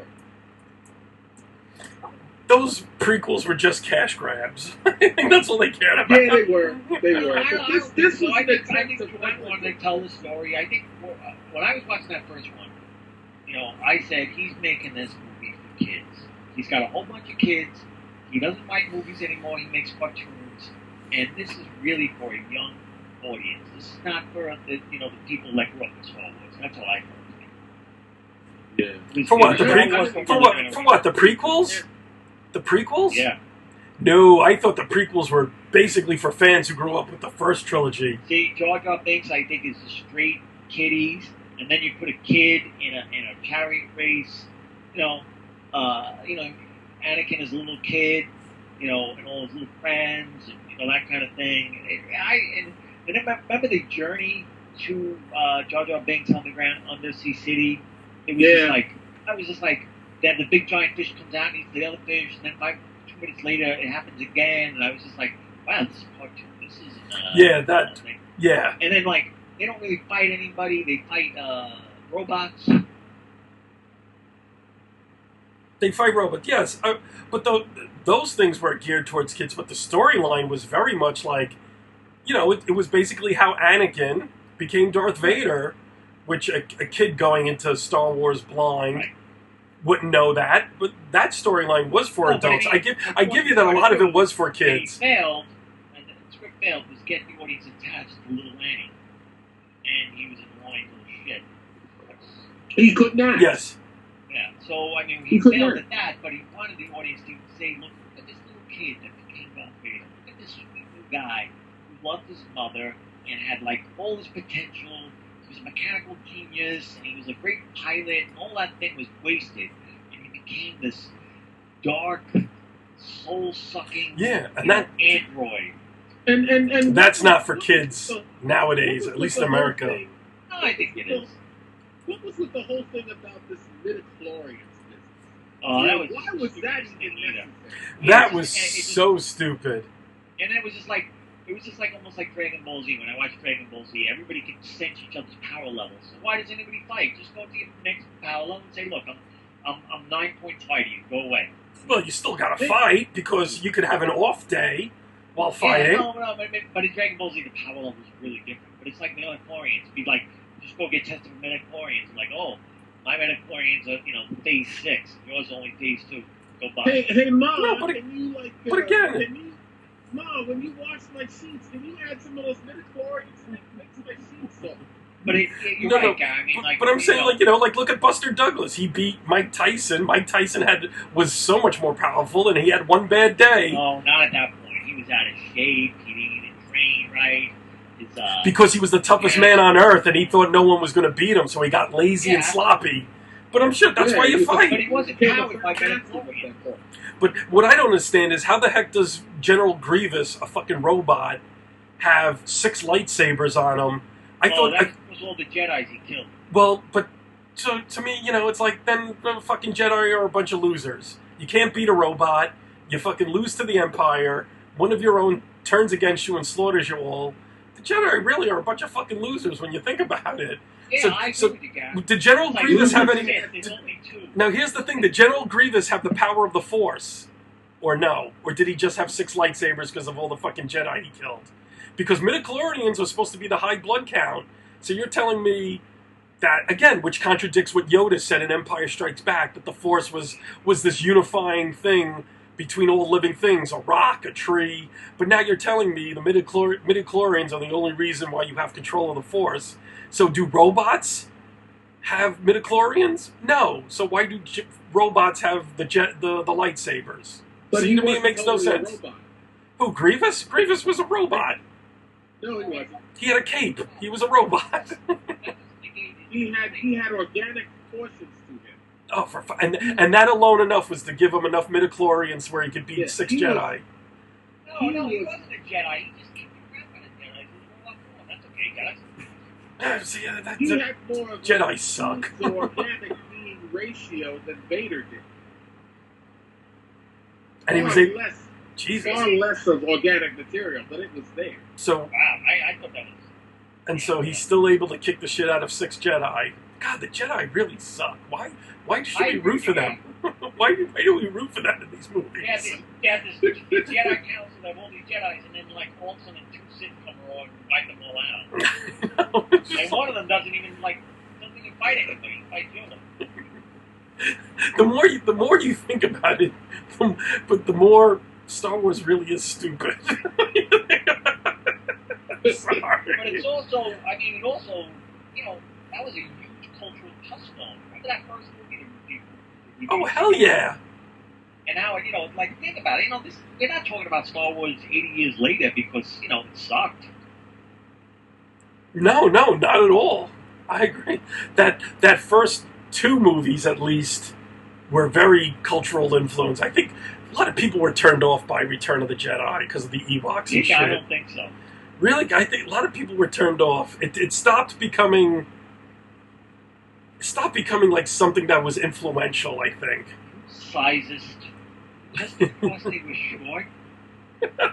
Nobody liked... The only people that liked the Ewoks were kids because there was going to be a teddy bear they were going to get as a toy for Christmas. I like the idea of the Ewoks, that there was these little guys that, aliens kind of thing.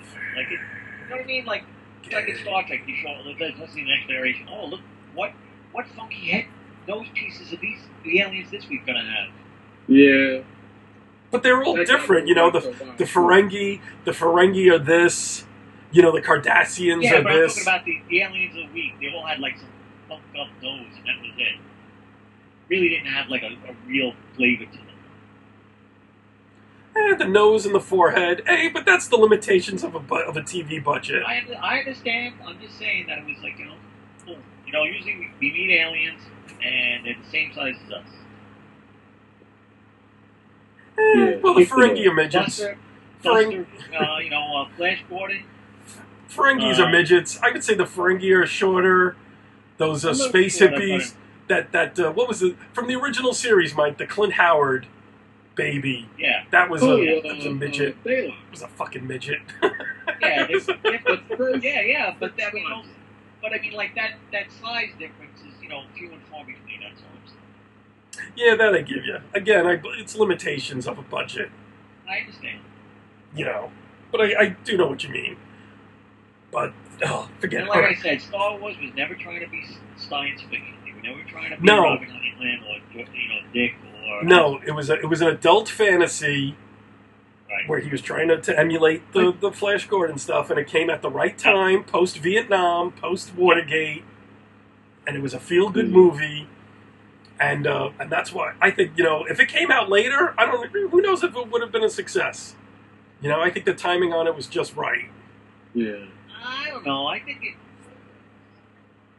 it's hard to think what the competition was, because it was, I guess, maybe. Well, look, Jaws was huge. Jaws was the biggest movie up until Star Wars. But Star Wars was escapist fantasy. By '77 you started having Coming Home, the Deer Hunter, Vietnam yeah, and this was the total opposite of showing us, how whatever happened to Vietnam. I do think it was partly all that, and it was technology, and like all you got all the spy, these special effects movies and stuff like that. Yes, which is what we talked about at one point. I said, in the beginning, Star Wars was like that. It was an innovator in technology, special effects, filmmaking, and now it just seems like lately like with the prequels and everything, it's just a standard summer blockbuster now.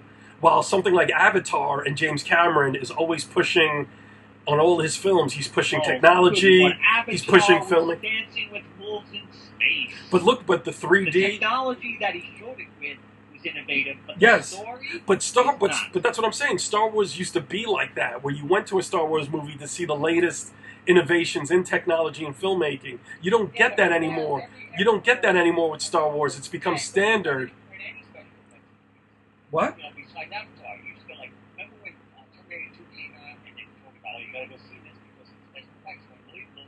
They didn't talk about the story, they didn't talk about any of that, but it was like for a while there, it was like, you know, Hollywood was inventing new special effects things, but now they kind of, you know, plateaued out. I think they plateaued out. I still think there's some innovation, but Star Wars used to be the one that you went to, or was the influential one for special effects. You didn't get anything from that, from the prequels. Nobody else was doing that story. No. I'm not saying the story, but I'm saying that's where you went to see what's the latest that they're doing in special effects. Were any special effects in the prequels memorable? Do you think that anybody was wowed by this? Yoda was hopping around and fighting. That was standard from stuff you saw in episode 2. No. Like Yoda didn't hop around like that in he was a puppet. This was different. Yeah, but it wasn't innovative. No. What I'm saying is it wasn't innovative. Much better than Star Wars, and that's stuff. No. What I'm saying is it wasn't innovative though. When Yoda was hopping around, that's just a standard special effect. There was nothing innovative. Give me 3 innovative movies. The Matrix with bullet time, which came out the same year as Phantom Menace. That was an innovative movie. How many movies since then used bullet time? See, that's what I'm saying is that was a movie that took special effects to another level, the way Star Wars and Empire did, and maybe Return of the Jedi did. When those prequels came out, you didn't get that leap. Star Wars did that much. I mean, what did they do different than, say, Superman? No, Superman was after the first Star Wars. I know, but what did they do so different? They did the flat screens, whatever. The green screens, the blue screens with the lasers, with the fights. Yeah. The way the camera worked had swooping down into the trench in the Death Star. That was nice, innovative camera work. They were coming up with new ways for those stabilizing cameras on those mounts. So you didn't get the shaky cam. That's what Star Wars did, a lot of that. And so did The Matrix. What I'm saying is that when the prequels came out, they were just standard sci-fi blockbusters that were like basically using the same special effects that Independence Day did. Now then Avatar comes, and then they were using the latest special effects that Hollywood had to offer, though. You agree with that, right? But Matrix didn't. Matrix created something new. Yeah. And Matrix came out the same year as The Phantom Menace. Matrix said, fuck this standard way of special effects. We're going to do something new. That's what I'm saying. So Star Wars used to be a leader in that, but then James Cameron came along, and then the Matrix movies came along, and they changed that. Now Star Wars is just a standard blockbuster with no new innovations in filmmaking or special effects. You have to go elsewhere to see that. You have to go see Avatar and Matrix. Okay. But then the next 2 Matrix movies sucked, and he was the same place. But I'm not talking about the storyline. I'm talking about what they did for filmmaking in general. I know the storyline sucked. I hated the last 2 Matrix, but I'm saying that bullet time's pretty much gone. It was a plastic. Bullet time lasted quite a while. There were movies using it well into the 2000s. Charlie's Angels even used a frickin' bullet time, and that was 2001 was the first Charlie's Angels movie. 2002. I mean, when a movie like Charlie's Angels uses bullet time, you could tell that that's a pretty influential piece of technology. They didn't need to use it, but they did because they were influenced by it. But that's what I'm saying is that you don't go to Star Wars movies anymore to be influenced in technology or special effects or movie making. You go to a Star Wars movie now because it's comfort food. How many years did you read Spider-Man? My original run? Only 5 years, 6 years? But in those 6 years, I read everything up until I dropped it. And then I dropped it for a couple of years, and then when they introduced the Hobgoblin, I came back to it. And then I kept that up until they revealed who the Hobgoblin was, which I didn't like, and then I dropped it again. And then I came back to it when everybody was raving about Todd McFarlane. So I jump on and off because depending on the art or the writing, you know. But when I first started collecting Spider-Man for the first 6 years, I read everything, that first 202 Spider-Man, issues. Original run. How many times Dan May go, oh my God, Yes, exactly, yes. how many times they put that in the goddamn fucking cover? That woman money does. Yes, I give you that It was much. in there. But that was his supporting cast. That gives you that flavor that makes it a Spider-Man comic. And then back then, J. Jonah Jameson yelling at him, taking care of Aunt May, and being late for everything, and getting rescued. That was Spider-Man. And then I write it, it was fun. It was fun, and then the way he solved his problems was fun. Yeah. That was part of the soap opera element of it. But like I'm saying, it's like, as many times as they went back to Aunt May being sick, and yes, they did. that was his supporting cast. That was the foundation. The sick aunt. No. But when you do something like The Force Awakens or Rogue One, you're trying to cram into what the previous foundation that had already set. They're trying to cram. They're trying to think they're doing something original, but they're basically just cramming in to what has already happened. It's. I said it that night. It was like they retold Star Wars in whole kids. Exactly. But not exactly the same stuff. Not exactly, but I agree with you. That's why, to me, it falls flat. Of Joseph Campbell.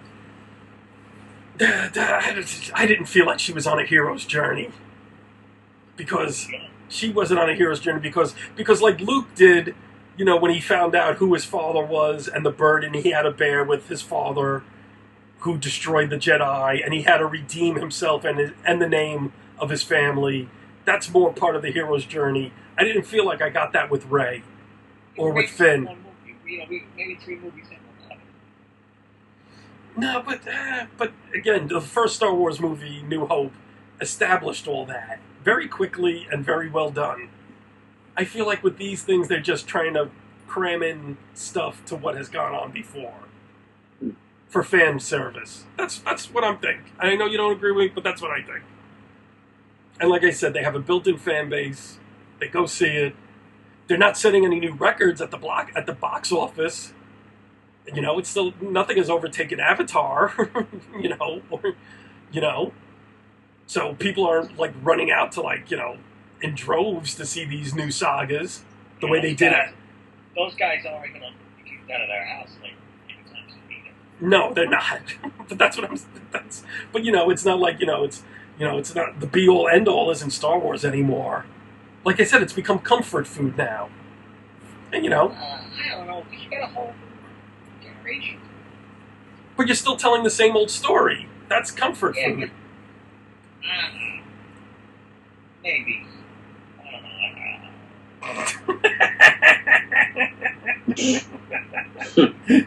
All right, let's end this. Patrick, what else did you really want to talk about tonight?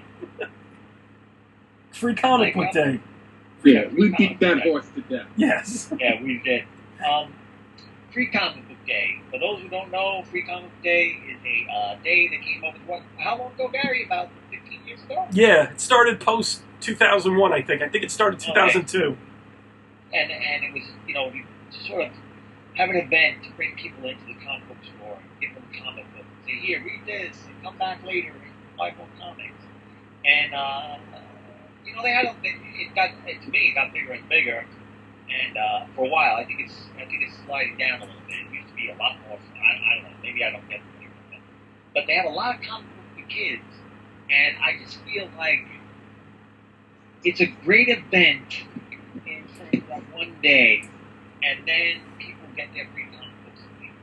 And then there are the old-time fanboys like me, who their dealer puts in all the free comic books for them because, that's their bread and butter.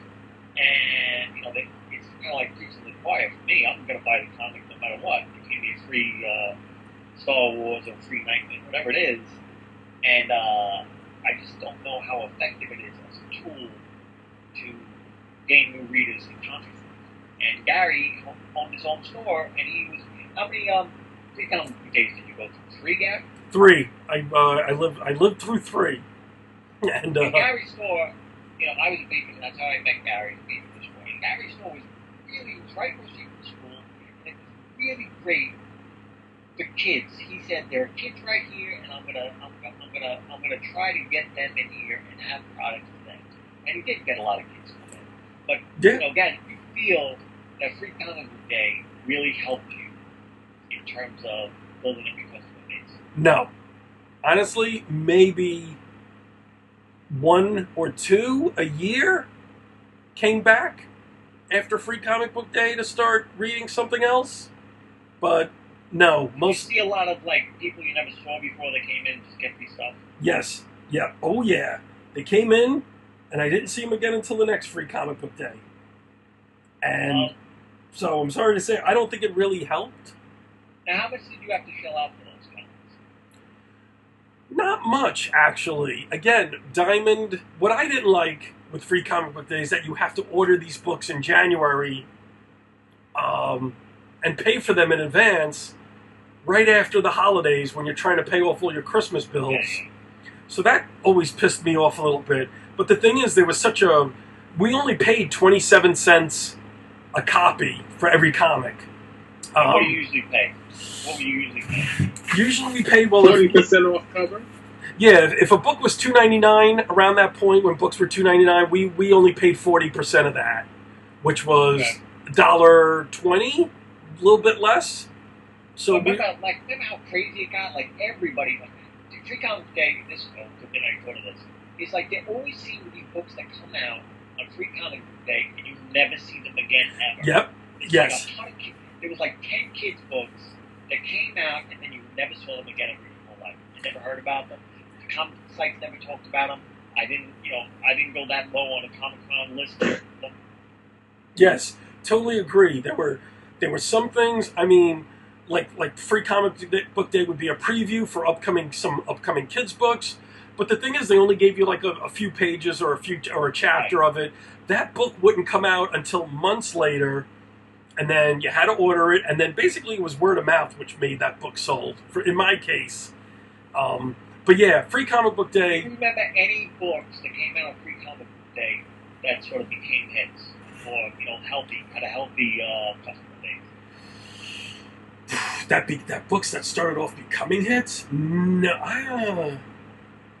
I can't think of one right off the top of my head. Like I know when Fantagraphics. Yeah, I know that's a tough question. I know. Yeah. So people listening, because something like Fantagraphics, which had already started doing the Peanuts reprints back in 2004, 2005. So when Free Comic Book Day came around, they did a free Peanuts comic book, reprinting all the earlier strips. But Peanuts by then had already been a success for their company, right. So it wasn't like they were using. And I bet none of those parents that came in and got a free comic book for their kid bought any sort of Peanuts after that. I don't know. Those Peanut sets, we did sell a few. We didn't sell a lot because I hate to say it, I think more people went on Amazon to buy them for the cheaper discount that I could give. Right. Yeah. But nowadays, I think Free Comic Book Day is used more as a promo for upcoming series. That's what I think too. Yeah, a couple of years ago, they used it to IDW used it for the ROM relaunch by them. Now, and it's ROM doesn't really sell that well, but so you can't say Free Comic Book Day made that a success. ROM is maybe middling 10 to 20,000 copies a month selling? And how many people at Free Comic Book Day picked up a ROM free comic book? So, it used to be, from a customer point of view, there used to be a couple of the stores they got a lot of the comic books. Like Muhammad on Fifth Avenue. Yeah, he was like, I'm not getting them all. It doesn't matter. You get the Marvel and the DC and maybe a couple other ones. And Yeah, when I did it, I ordered more of the mainstream stuff than the indie stuff, but I ordered everything. And I did order the indie stuff because there were people in my store that wanted stuff by like Fantagraphics, IDW, Drawn and Quarterly. But again, we're talking about a handful of people compared to everyone. But they were already loyal customers. Right. You're not converting anybody. Yeah, exactly. Let's get Mike in here. Mike, Yeah. as a customer, how do you feel about free comics? Like when it was coming up, did you be like, oh man, I gotta get all these free comics, or it was just like, whatever, I like that? Well, I like the free comic book day concept. I like the books that they were offering year by year as a rule, because I discovered as a retailer dealing in back issues. Oh, right, that yeah, that's right. Those issues do go up in value. Do they? Gee, yeah. See, that's what I was going to say too. I personally think the speculators on these free comic book days have ruined free comic book day as well, because now it's like you're putting an appearance of Thanos in a free comic book day that's going to lead into the movie, and all these speculators are going after these books and glomming them rather than letting the general public read them. I'm looking for Rom on the Comic-Con list, and I haven't found him yet. Well, that's one thing about free comic book day, is that historically, now, the first free comic book day was in May of 2002. Yeah, post 9/11, yeah.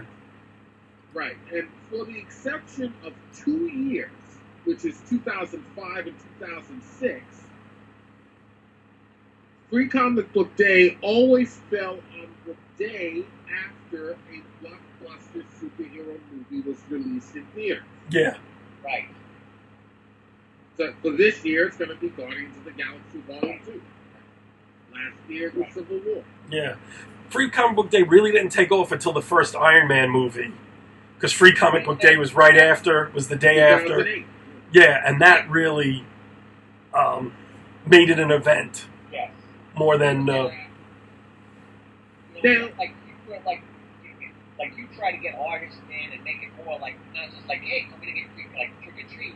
You try to make it an event, really show people like off, and I saw other stores doing that. Like, let's show off the culture of comics and the joy of comics. Yes. Well, yeah, let's talk about that. And I just feel like nobody was receptive. I was already in for it. Yeah, that's what I'm saying. I agree with you. Yeah. I mean, like I said, maybe one or two came back. To get new customers in my store, especially kids, it was more word of mouth. It wasn't a free comic book that highlighted Spider-Man or Thanos or Rom or whatever. There were kids that wanted to collect a comic book because of the movies, but that was, again, one or two people. But basically, if a parent and a kid came in and the parent said, I want something good for my kid that wasn't superheroes, that was something else, you had your Raina Telgemeier books, Smile, Drama. Right. You had the Chris Giarrusso G-Mans. You had Zeta the Space Girl. You had Amulet, and you had Bone. Those are the books that had kids and Gary coming back. And My Little Pony. My Little Pony. My Little Pony. Actually, I only Strawberry Shortcake. But no, more parents and kids wanted that thick graphic novel, like a G-Man or an Amulet. That really got kids coming back by word of mouth or by... Like I said, nobody's going to go in and pay $4 for 20 pages. Well, it's the same thing. They have to move to the graphic novel. They got to move to every 6 months you get a Spidey. Yeah, that's why manga, too. You get 300 pages for $10. It's black and white, but you're getting your money's worth. Yeah, here's what I was going to say on it, because it seems like it's whatever Free Comic Book Day every year is whatever the stores that are hosting Free Comic Book Day make of it. Now, there is one comic book store, and I told Gary about this store. It's one comic book store that I frequent here in Southern California, in Manhattan Beach. It's a store called the Comic Bug.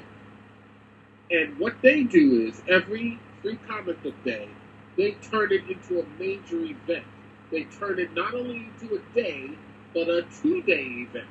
Wow. And they treat it like it's a mini convention. See, that's a good idea. Yeah, that is a terrific idea.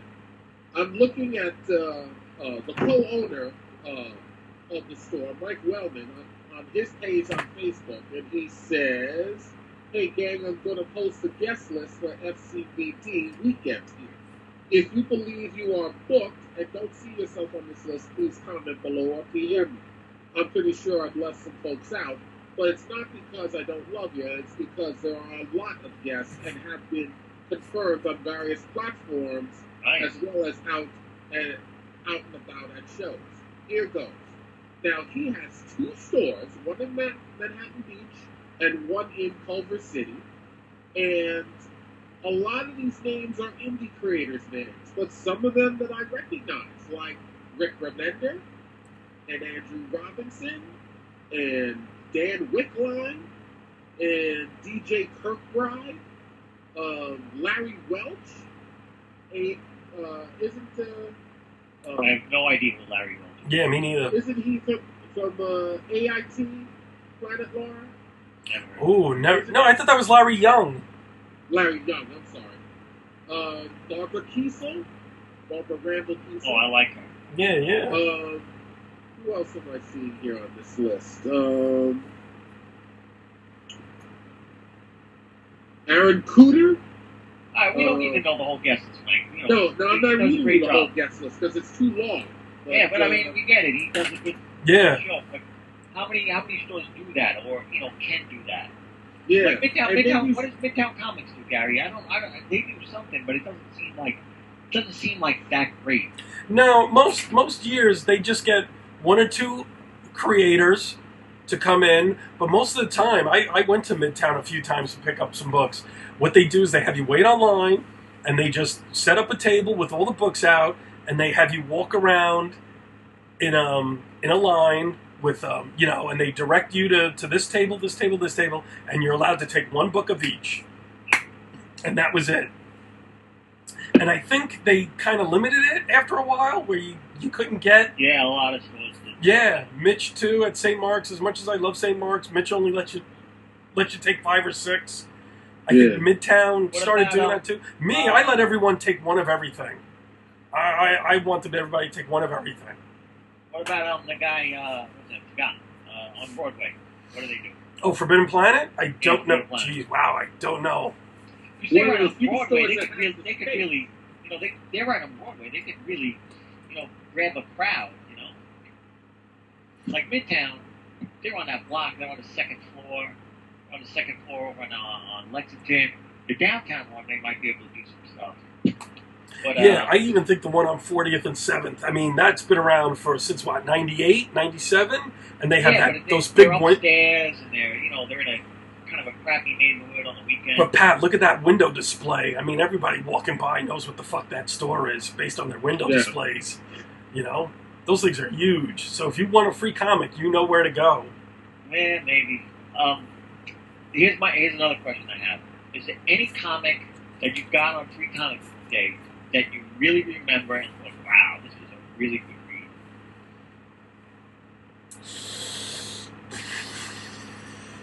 No. First. No. No, I mean, like an original storyline? No. All I remember are the Peanuts. Anything. Any book that you pick up. Well, that was really good. I liked the Peanuts. I liked the Little Lulu. When they did those type of reprints. What I was disappointed in was the ROM Free Comic Book Day, because it just didn't feel like the ROM of old. I know it wasn't. They're not trying to make it the Marvel Comics ROM, but there was just something about it that just felt unfulfilled over a character that a lot of people were waiting for it to come back. And I just thought that introductory story was very disappointing. I saw that and thought, who the hell wants to run that? Well, the original ROMs were really very good. Yeah, but there were people that wanted. Bill Mantlow's best work. Yeah. Yeah, I know. I listen, but it's I don't think it failed as a toy, and it went to how many issues did ROM go? 75 issues and 4 annuals. I eat my hat. No, but what I'm like everything I said, 75 issues for any comic, even then, for a non-superhero comic, it's unbelievable. Well, Fabulous. he was a non-superhero, but he was a superhero. It was a toy tie-in, but he was a superhero.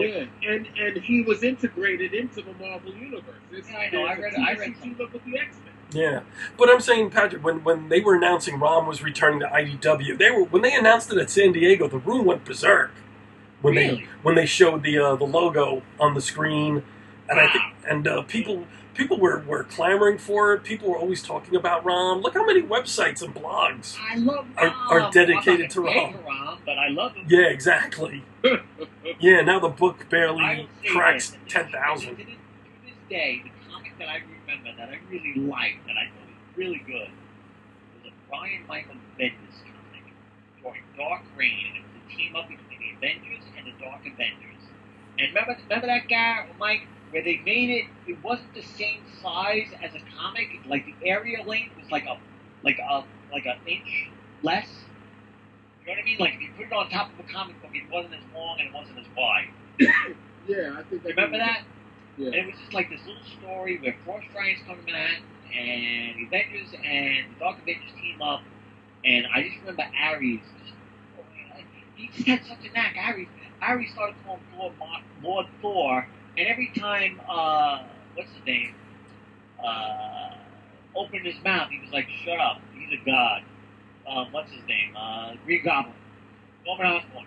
Every time he opens his mouth, Ares slapped him down and say, "No, this is Lord Thor. You will treat him as a god." And it was really fun. It's a one and done story, and that was like that's like the only free comic book I can think of right now. I think where publishers seem to fail regarding Free Comic Book Day is that I don't remember any Free Comic Book Day book published by any publisher where the story continued into the regular book of whatever. Oh no, they did that. They did finance for that. Yeah, didn't they do were that? Always standalone.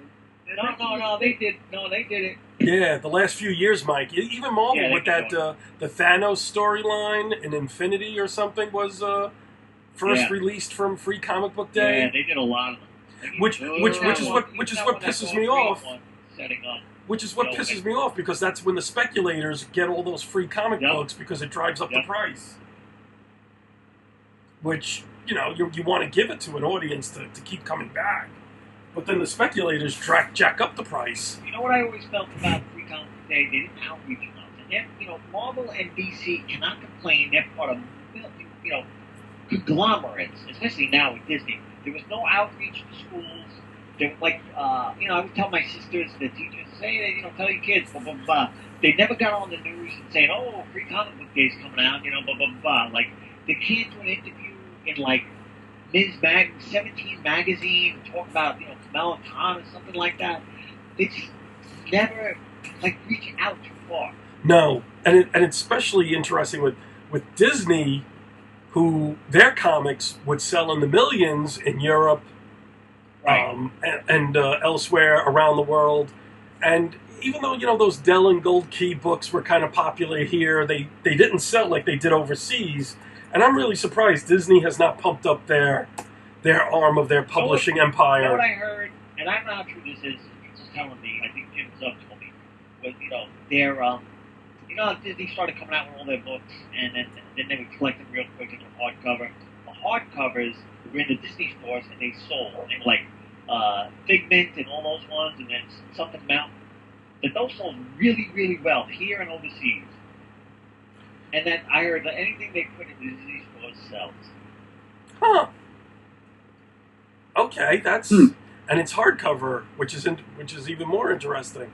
But again, that's it was kind of like but we don't see that in diamond sales, and we don't see. But I don't see. It felt more like a hardcover, like a Hardy Boys hardcover or a Tom Swift hardcover, that kind of thing. Yeah, that's interesting. I mean, I at least I don't see any PR release on over how well these things sell in Disney stores. No.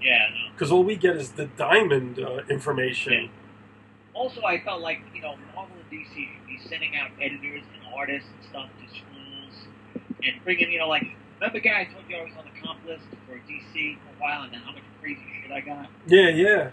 They could for the week going up to Free Comic Book Day, they could go through their offices. I bet they would have like a few thousand comics, probably more, like up to, and then and trades. Just go to like a junior high school and say, oh, today we're gonna have a guest, and he draws comics, or she draws comics, or this colorist, he's an editor, and then just like have a free giveaway there, and then say, you know, go to the store, you get more. I guess Disney thinks it's too much trouble to do that in America. You know, going to every school in America or to every Well, school not every district. school, but like you know, try to get. You know, I mean, we don't have enough. They don't have enough pros to go to every school, but I'm sure they could set up. You know, go back to your alma mater. You know, something. You know, it's got to be. And I'm sure that the, you know, those pros, those creators, love to talk to somebody who's a kid as opposed to a grumpy old fanboys like us. Oh hell yeah! Hell yeah! I totally agree. I totally agree. But for some reason, I don't know why Disney doesn't do that. I don't know. Maybe they figure it's just the way TV has become. That just it's easier to reach kids through TV than the books. I don't know. Yeah, that's another thing. Do they like on the Disney Channel? Do they have like? I remember when I would babysit my sister's kids. They would have like these little bumper shows, right? It would almost be like a mini talk show with these two kids, and it was like ba ba ba and ba ba ba. You know, like remember Zoom? They would have like little interviews, whatever things. Like that. Yeah, I remember that show. They should put bumpers with the mini, you know, Comic Book Bug did this on, you know, put that on the Disney Channel. Yeah, I totally agree with you. But again, everything comes down to economics. Maybe they just don't feel like it's worth it. The comic book collecting audience is too small to do something like that. That's what I really think. I think they have numbers that say, listen, these things, you know, let me see. DC Bombshells, I'm looking at the things right now, is selling 13,000 copies a month. Almost 14,000 copies a month. And that's it. You're not going to get a bigger audience than that with that. So why waste time? Exactly. Yeah. I do have an interesting Free Comic Book Day story. Back in 2009, I had a partner by the name of Jay Savage, and we were trying to put together our own comic book publishing company, who's known as Blackline Comics. We unfortunately never put any print issues out, because I didn't find out until towards the very end, just as we were on the verge of putting together several books for print. Come to find out there was no money. But what we decided to do was, Free Comic Book Day was coming up, and I said to Jay, maybe we could take some of our books and like introduce them as digital copies to be released from our website on Free Comic Book Day, and only on Free Comic Book Day weekend. That's not a bad idea. So what I did was, and by the time I had this idea, and I was only kicking myself because I came up with the idea so late, there was a month before Free Comic Book Day 2009 was coming right. It was right around the corner. So I called up Diamond, because Diamond Distribution is who handles the organization of Free Comic Book Day for all the stores in North America. So I called them up. They told me if we were going to do anything in print for free Comic Book Day, Diamond had to have those print copies in their hands by early January. Yep. So that ship had sailed. So I'm like, okay, can we use the Free Comic Book Day logo if we do these as digital releases? And they gave a sick lesson. They said, yeah, we have no problem with you using our logo. And they even sent me the logo. So, nice. So we were able to put the Free Comic Book Day official logo on the covers of 2 digital downloads that we had. One was a martial arts spy thriller called Black Salt. And the whole thing was, there was a movie that was being all right. How many downloads did you get? Well, between that and the second book that we did, which was called Colonel, which is just sci-fi. Yeah, just on Free Comic Book Day, the free downloads. How many did you get? About 28,000 downloads. It's actually wow, that's really impressive. Yeah, that's very impressive, Mike. Good for you. It crashed the website. Wow, that's awesome. Wow. Yeah, that was cool. And My partner Jay Savage lives in Vegas, and I was, of course, still here in Southern California. Wait, what was his name? Jay Savage. Wow, what a great name. Yeah, not his real name, of course, but that's what he writes and draws on. But yeah, he's got a tattoo store now in Las Vegas. It's a tattoo parlor he runs. But he went to one comic book store in Vegas. I went to one comic book store here in Southern California, and just gave out flyers with information on the digital downloads.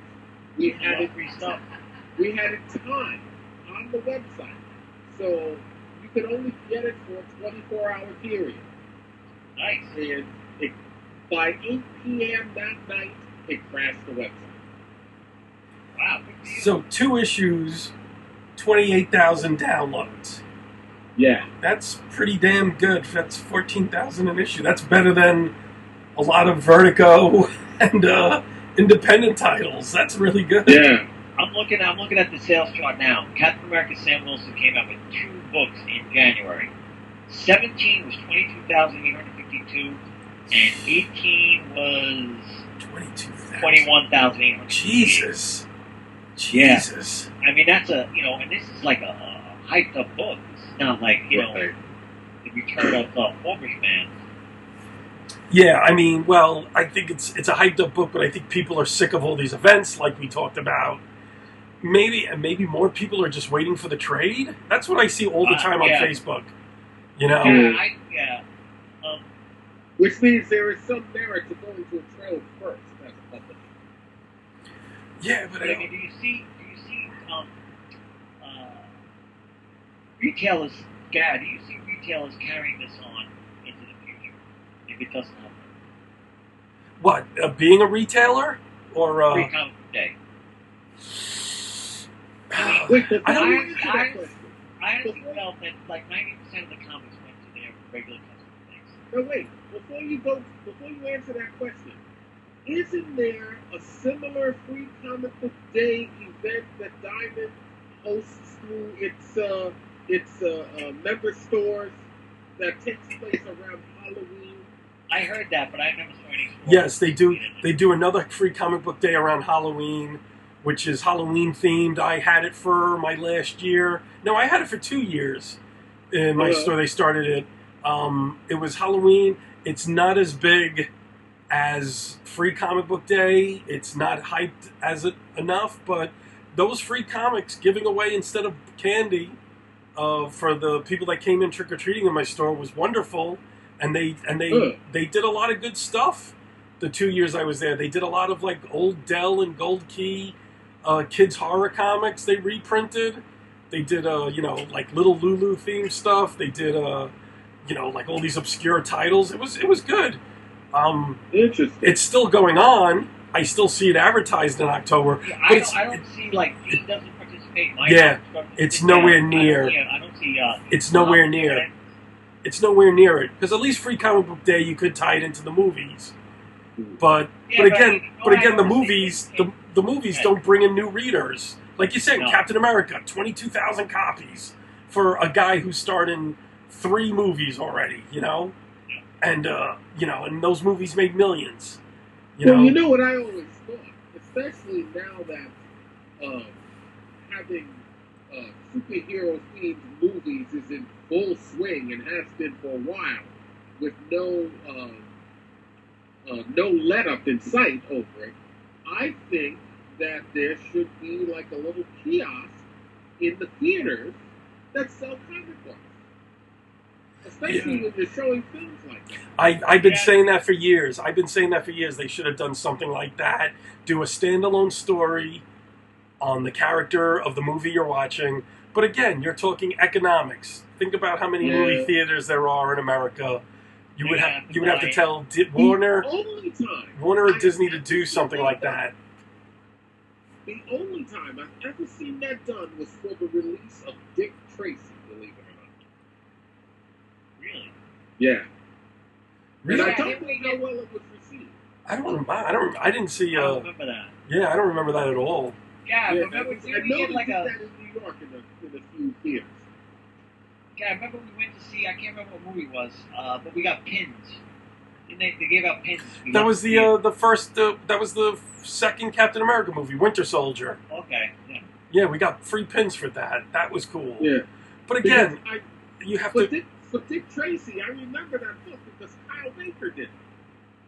But see, I remember buying that in my comic store. I don't remember that given away at movie theaters. I bought that in my comic store. Yeah, I know it was in comic stores as well, but for like at least for opening weekend of Dick Tracy, it was given away at certain choice theaters. Oh, I could see that. You know, I wouldn't do it on a Thursday. You know, because like you know, you preach to the choir again. If you go Thursday 7:00 midnight show, maybe you do it on a Saturday matinee. But then again, it's, you know. But I don't know if it should be given away. I know. If you want to do that. I know. When I saw kids in Gary's store, they liked comics. I also did one year. I gave my nephew a toy for his birthday, and he thanked me. But I could tell, you know, it wasn't no big deal to him. And I looked at him. He was the only child. And I looked around his house. He had toys galore. He had books galore. He had his own movie collection. And I thought, I'm not doing this anymore. I'm just going to give comics. And he didn't like them, but all the kids after him liked them. You know, if you get a comic. But the thing is, like I said, like Gary said, parents aren't going to pay $4 for a kid to read 20 pages. Yeah, exactly. Yeah. And see, you know, Patrick, my store was a little bit different. It was also in Park. Exactly. It was in Parks, but I'm saying it was also in Park Slope. Right. It was also a very well-read neighborhood, very literate. But a lot of parents didn't like superheroes. That's what I'm saying. Like those Raina Telgemeier, the Chris Russo. Yeah. Even though G-Man was a superhero book, it was a spoof on superheroes. Yeah, I didn't like G-Man. I thought it was too mean-spirited. Really? Oh, geez, people loved it. I gave that away a couple times, you know, to kids. You know, Amulet was a fantasy, a quest fantasy. Amulet, and I think Amulet and Bone got big because they were in the Scholastic books. Yeah, those things. That thing they gave away in schools. I couldn't keep those books on the shelf. They printed money for me. And even something like Zeta the Space Girl, which was drawn by an unknown artist, and it wasn't backed by anyone. It was just an independent graphic novel. Those sold really well because it was about an 8-9-year-old girl who was kicking ass throughout the galaxy. And that's what a lot of Park Slope parents wanted. They wanted books for girls that, you know, gave them girl power and, you know, reaffirmed, how smart girls are and whatever. Those did very well. And those sold basically by word of mouth. Those weren't big sellers because of Free Comic Book Day or movies or TV. That was free. That was word of mouth. You know, and I think that's how you get new readers into your store, more by word of mouth than by an event. How do you start that conversation? I mean, if we knew, that's a rhetorical question. If anybody just knew that, we'd be millionaires. Yeah, exactly. Yeah. But again, it comes down to like parents talking to parents, kids talking to kids. I agree with you that there should be something more done with schools, but I just think like a company like Disney or Warner Brothers don't think it's economically feasible to do something like that. Because I think you know what you said years ago. These are IPs; they don't care about it. As long as they can put out T-shirts and movie tickets and underoos and sippy cups, they're happy. Yeah, and like you said when we were doing the CCD podcast, you were like, moviegoers don't read, but people who read will go to the movies. Exactly. But the people who go to the movies won't go out of their way to read. And I think that's 100% true. Before your store started, when I was still going to Muhammad's, I said, you know, Muhammad, have you ever seen, and I can't remember what movie we were up to, and I said, Muhammad, you know, have you ever seen people come in for, you know, because of the movies? He goes, no, never. He goes, just the first X-Men movie, teenage girls were coming in looking for Rogue comics. So that was it. Yeah, see, that's it. You just get a few. It was after the Avengers. It was definitely after the Avengers. Yeah, and the Brooklyn Monster Factory, they always said the first Iron Man movie, they saw a little uptick, and then when Iron Man 2 came out, there was no uptick. They, you know, by then it was already like, you know, the kids who already got their for fantasy fulfillment from the first Iron Man movie didn't come back for the second one. Yeah. You know, so you really have to get someone young, and I think that again goes to schools and parenting, but like I said, I don't see these corporations putting any effort behind it because, like we said, you could do TV shows galore. You don't need to keep going to individual schools to Right, yeah. Like get new readers. I thought Young Justice and Earth's Mightiest Heroes was just an amazing introduction to the whole universe, the whole thing. I mean, if you watch those two shows, you would know like who Cobra was and like crazy stuff. But I remember, guy, we were talking, and it was the release of one of those Batman Arkham games, and I think it set record after it was released. Oh, that Asylum, it was called. Yeah, it was and it was like DC did nothing to cash in on that because video game players will watch the cartoon, they will watch the movie, and they could have put a digital download in that thing. Boom, you get the game, you get a digital download. You beat the game, you get another digital download. Yes, exactly. And they didn't. And it was the first. The reason why the first series sold so well was because they did advertise it in the video game at the end. But like you said, they didn't capitalize on it with the subsequent releases. The reason Harley Quinn is such a huge star now is because of those video games. Yes. Yes. I will swear on a stack of Bible. Oh, I agree with you there. Yes. But like I said, when the second Injustice video game came out, like you said, they didn't do a digital download.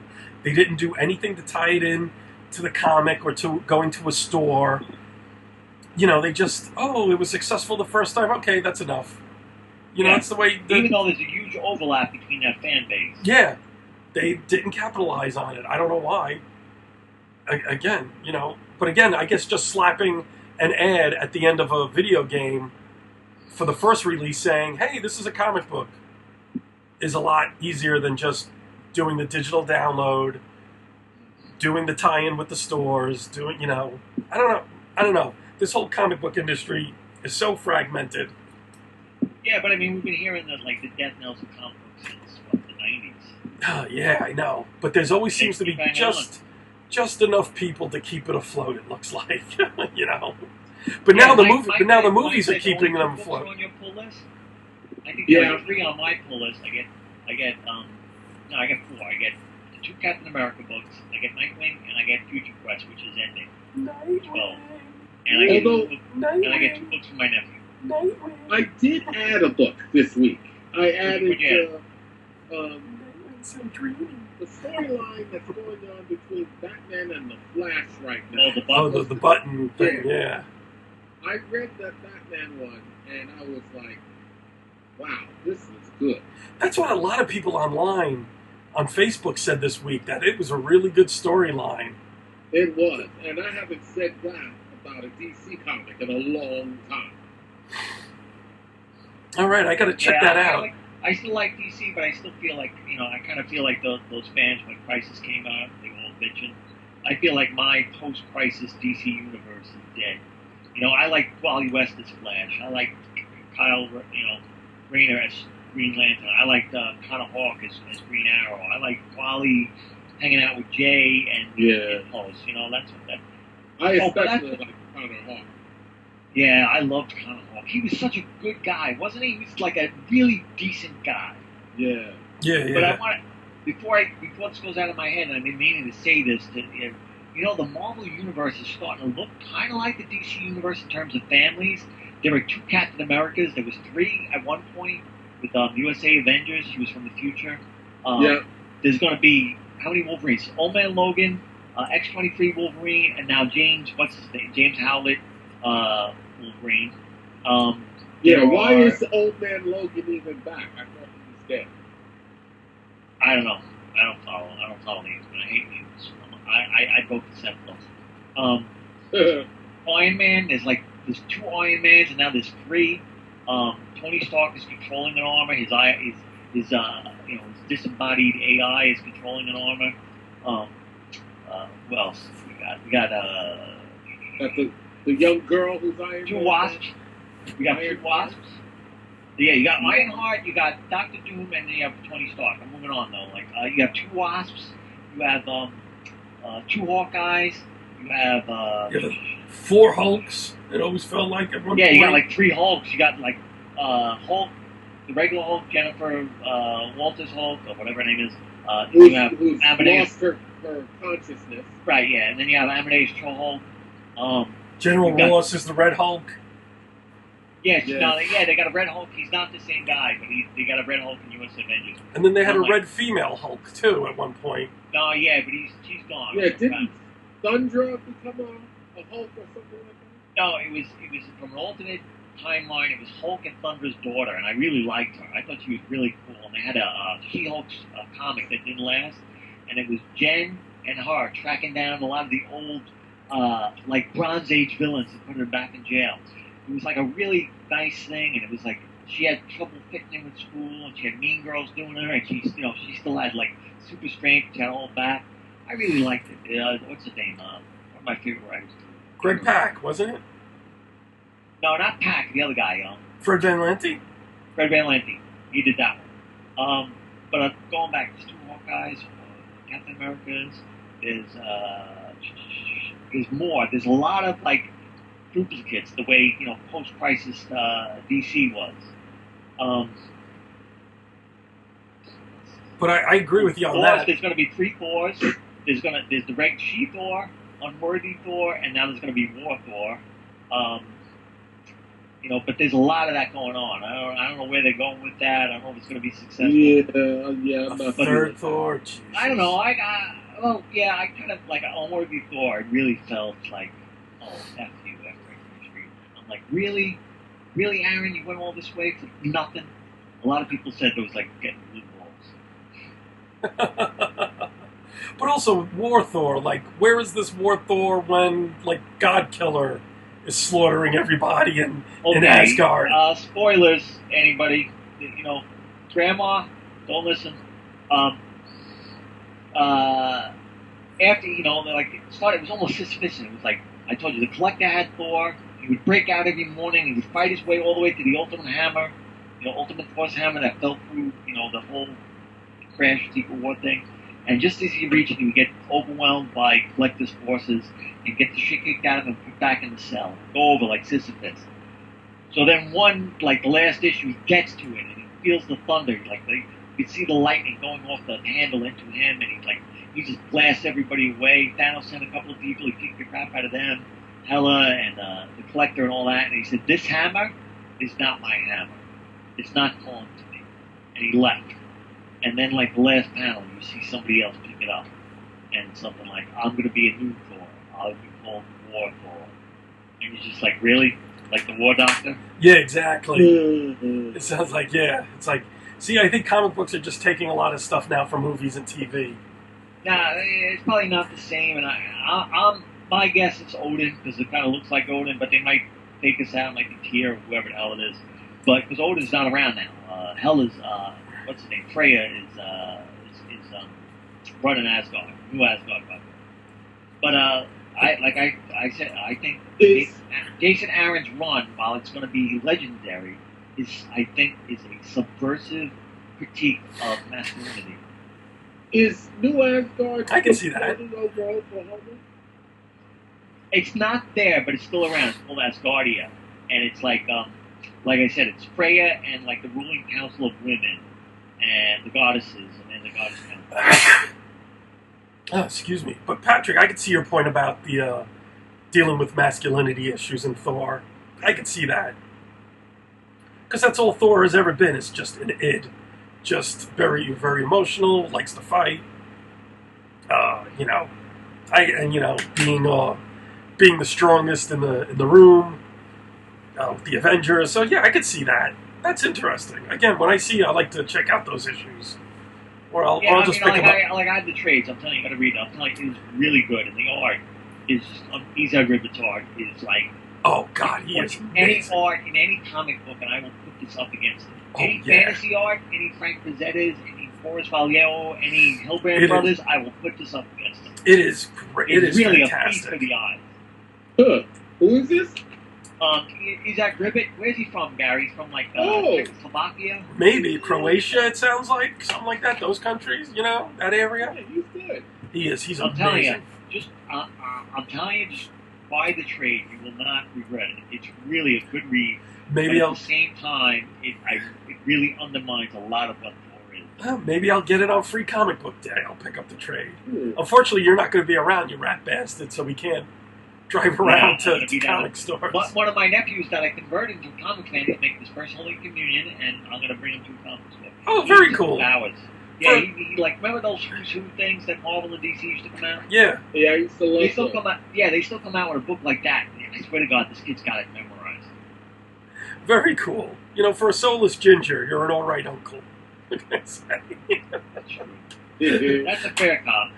But what was I going to say? But I also think a lot of comics now are really trying to be movies and TV, because look at the Silver Surfer comic now. It's him and a girl sidekick roaming the galaxy. You know, yeah, that's you know. But what you know what it is like? I just like remember when they used to have every movie came out, they would have a movie tie-in and nobody would buy the fucking thing. Yeah, yeah. I'm like, who's pushing that? Who is pushing that kind of thing? Who says that you gotta have, you know, a tie-in to Buckaroo Banzai? You know, like nobody. Yeah, I never understood that. But I know you could say it's for then, shelf space, but it made no sense. I don't know. I know. And then even like Civil War, when they brought Civil War 2 back, nobody cared about that. Nobody said, "Oh my God, let's run out and get Civil War 2." And even if they did, they picked it up and like, "What the hell is this? Who the hell are these people? What's going on?" Yeah, I know. Yeah, I know. It's event fatigue, they call it, and I think a lot of people are fed up. But the thing is, they can't get out of it either, because it's like me. Like I swore off events after Siege. Good Lord, that sucked. And then I just stayed away from all of them. And but Secret Empire's going to suck me back in. Yeah, I admit it. I'm one of those zombie fans that, you know, because it's a Cap event. Because it's Cap, yeah. It's a Cap event. You know, and even like, why don't I wait for the trade? You know? But no, I got to get it, you know, every week. Exactly. Yep. That's your addiction. That's your addiction. That's what it is. And it started at a young age, which we get. Yeah, but when we got into comics, they were everywhere. They were 20 cents, 25 cents, 35 cents.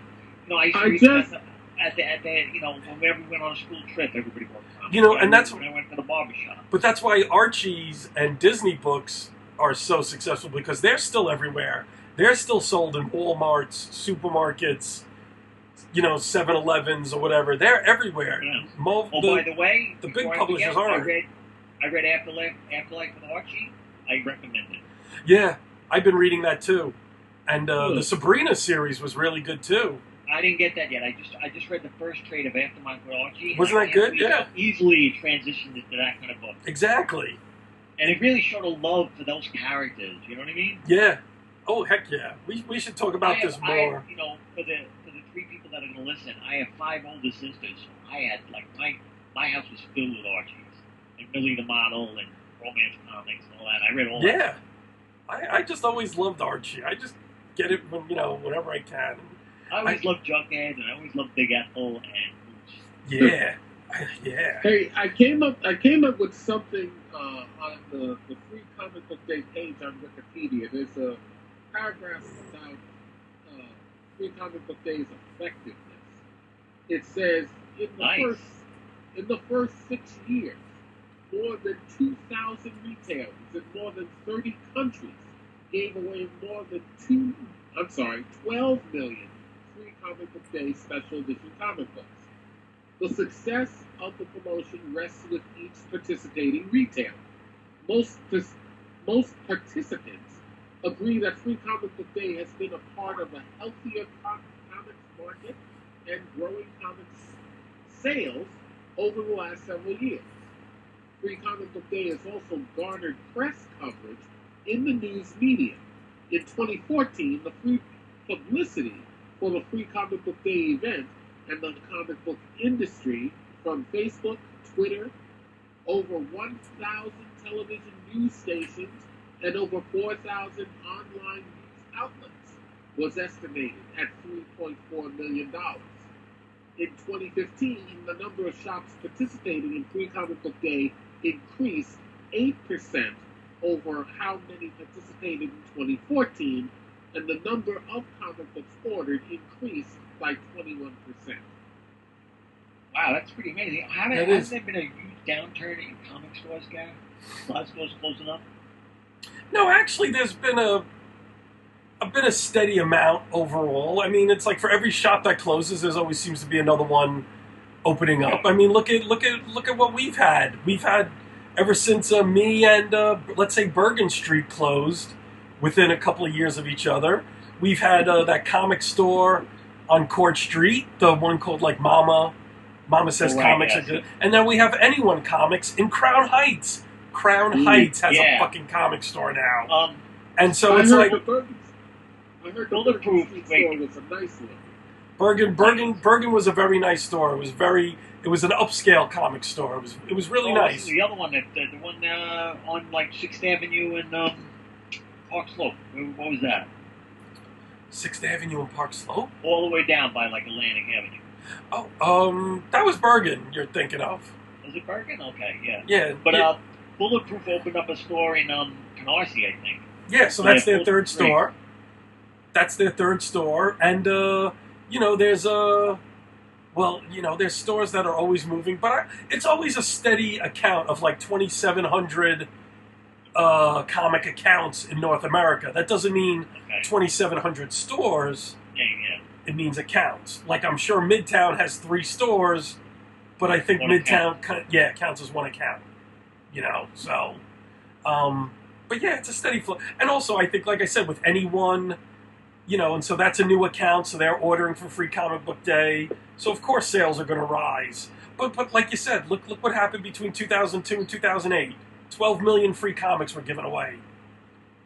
Yeah. What's the percentage of people that keep coming back from that?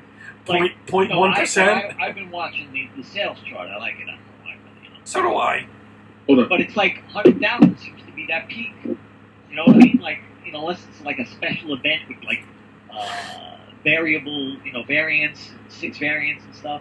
Like I'm looking at January this year. US Avengers #1 sold 110,000. I'm like, US Avengers, what the hell? And I remember they had 52 covers, for every state, that a cover for every state. But Batman's still 106, 102,000. Yeah, I mean, Batman and for a while it looked like Batman and Spider-Man were the top 2 sellers, but last week you said Spider-Man dropped down to like 60,000. Yeah. Holy shit. But I don't think they don't have like a regular book. They're doing all this crazy stuff. But Justice League Power Rangers #1, 86,000. Wow. Who would have thunk it? That's, oh my god. And I never understood that Power Rangers fandom, but yeah, but not for me. And like, I know my nephews that grew up, and they had like 90 million little, action figures. Yeah, exactly. Like I said, it's not for me. It wasn't my generation, so. But it's just. But it's just like, to me, when you look at the chart, when I look at the chart and I see the fall off from 1 to 20, it is immense. Yeah. You know what I mean? Like you said, Batman only does 110,000, and yet the movies do millions. And it's just, they always say there's only like 250,000 plus comic book collectors every month, and that's so like let's say Batman 15 is 102,000, right? And the 20th comic is Flash, and it's 60,732. That's not good. No, not at all. It's, if they had if they had like a bunch in the 90s and the 80s, I'd be like, okay, that's okay. I think we're seeing these lower numbers because, again, there's more product out there, more companies. Yeah. And, you can't buy everything, No. So, who has the money to buy everything?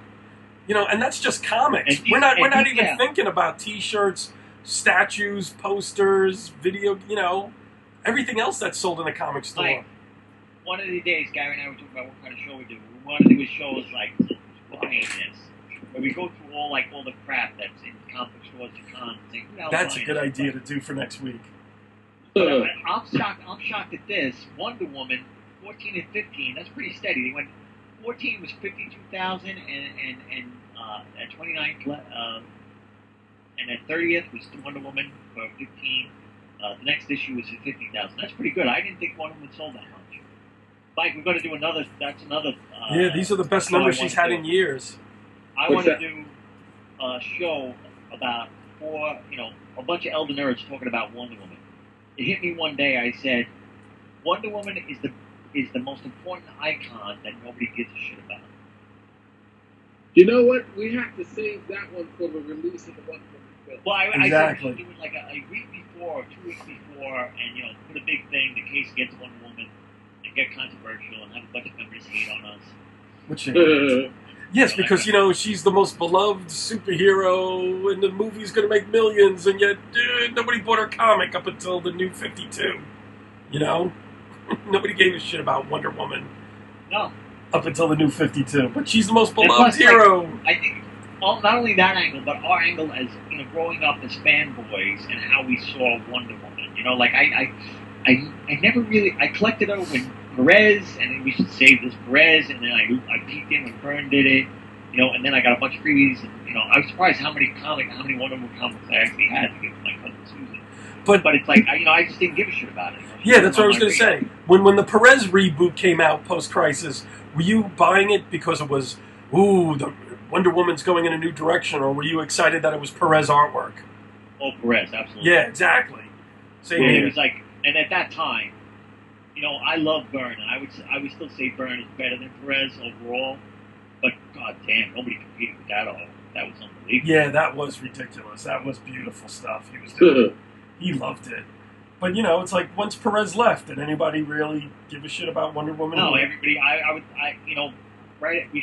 should go back and look at because Comic-Con has the sales way back, Mike. So we can look at the sales now, the drop off is. Okay. Like Greg Rucka, like Greg Rucka's supposed to have like this great run on Wonder Woman. Do you ever hear anybody talking about Greg Rucka's run on Wonder Woman? No. Gail Simone's?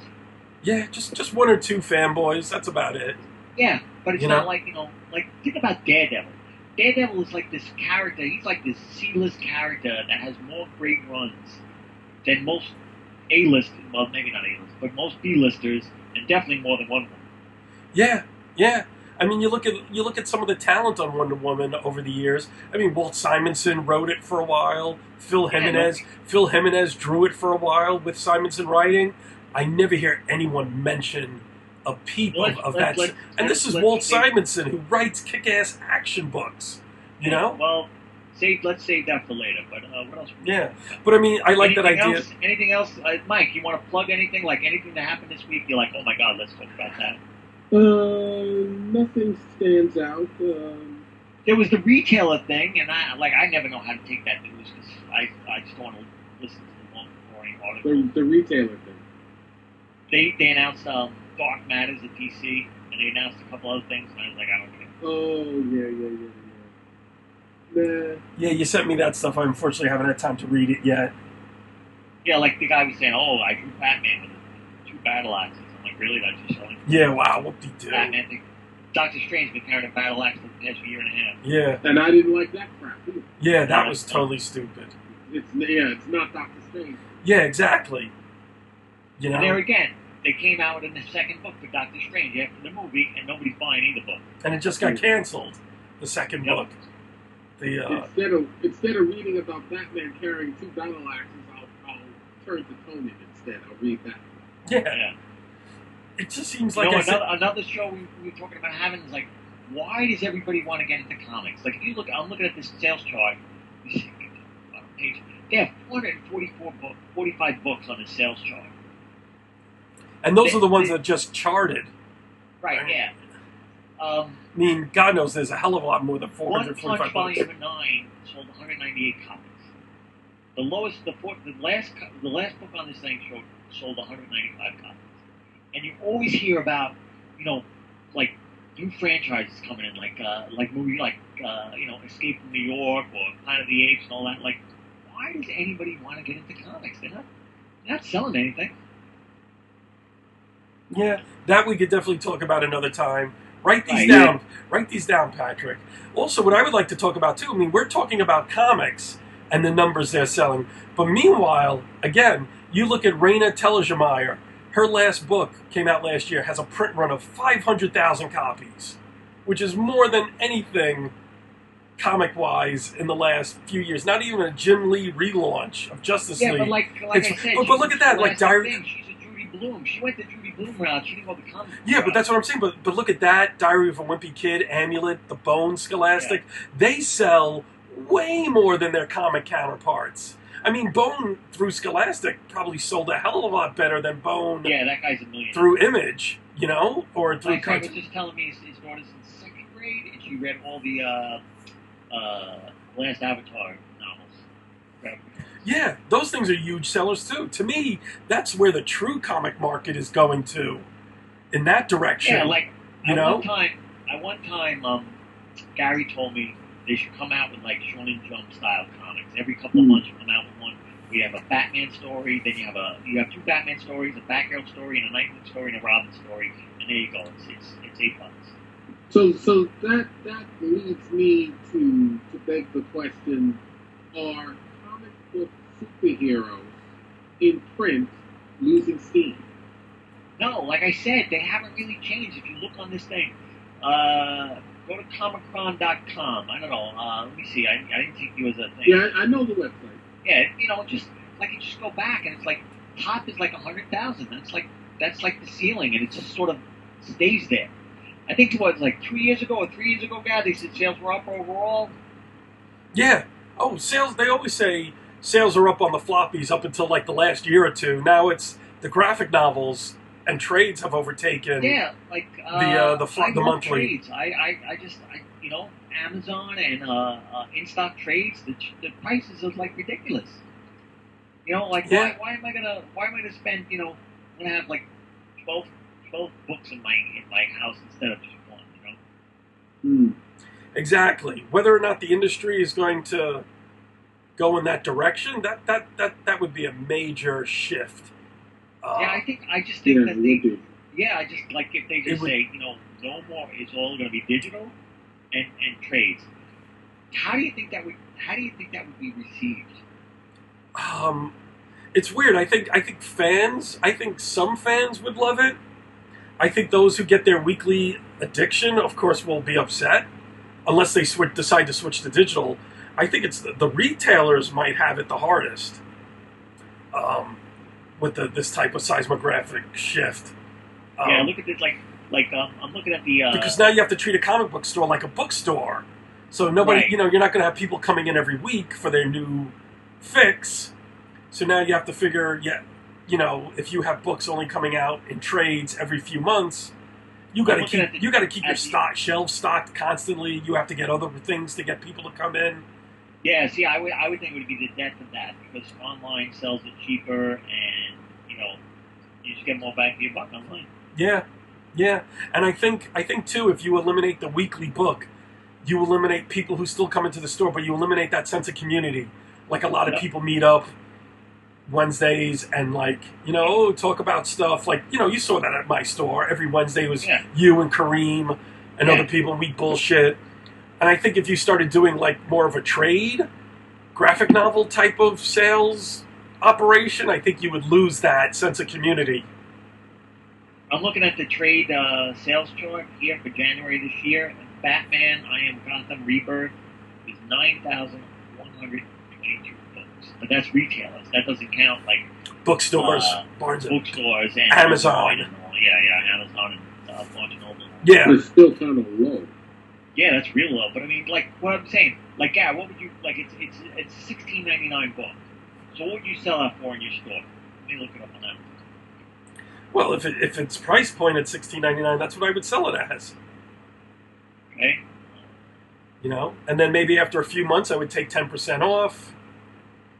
Maybe for a subscriber, I would take 10% off on the day they buy it. No, but I'm saying I would sell it for $16.99.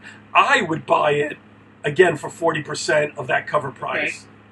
But Amazon's selling it for $9.27. Yeah, so that's probably 40-something% off. Yeah, there's no way you compete with that. There's no way. No. Comic Book Bug or Nintendo. No. Again, it's those people that love their Wednesday addiction that would. So my nephew, he lives in Jersey, and he's a freshman at Zig High School in Manhattan, and he takes the bus home, and he never went to Midtown Comics, even though he saw it there. He knew it right the first week. Oh, there's Midtown Comics, and he went in last week and he bought The Killing Joke, and he loved it.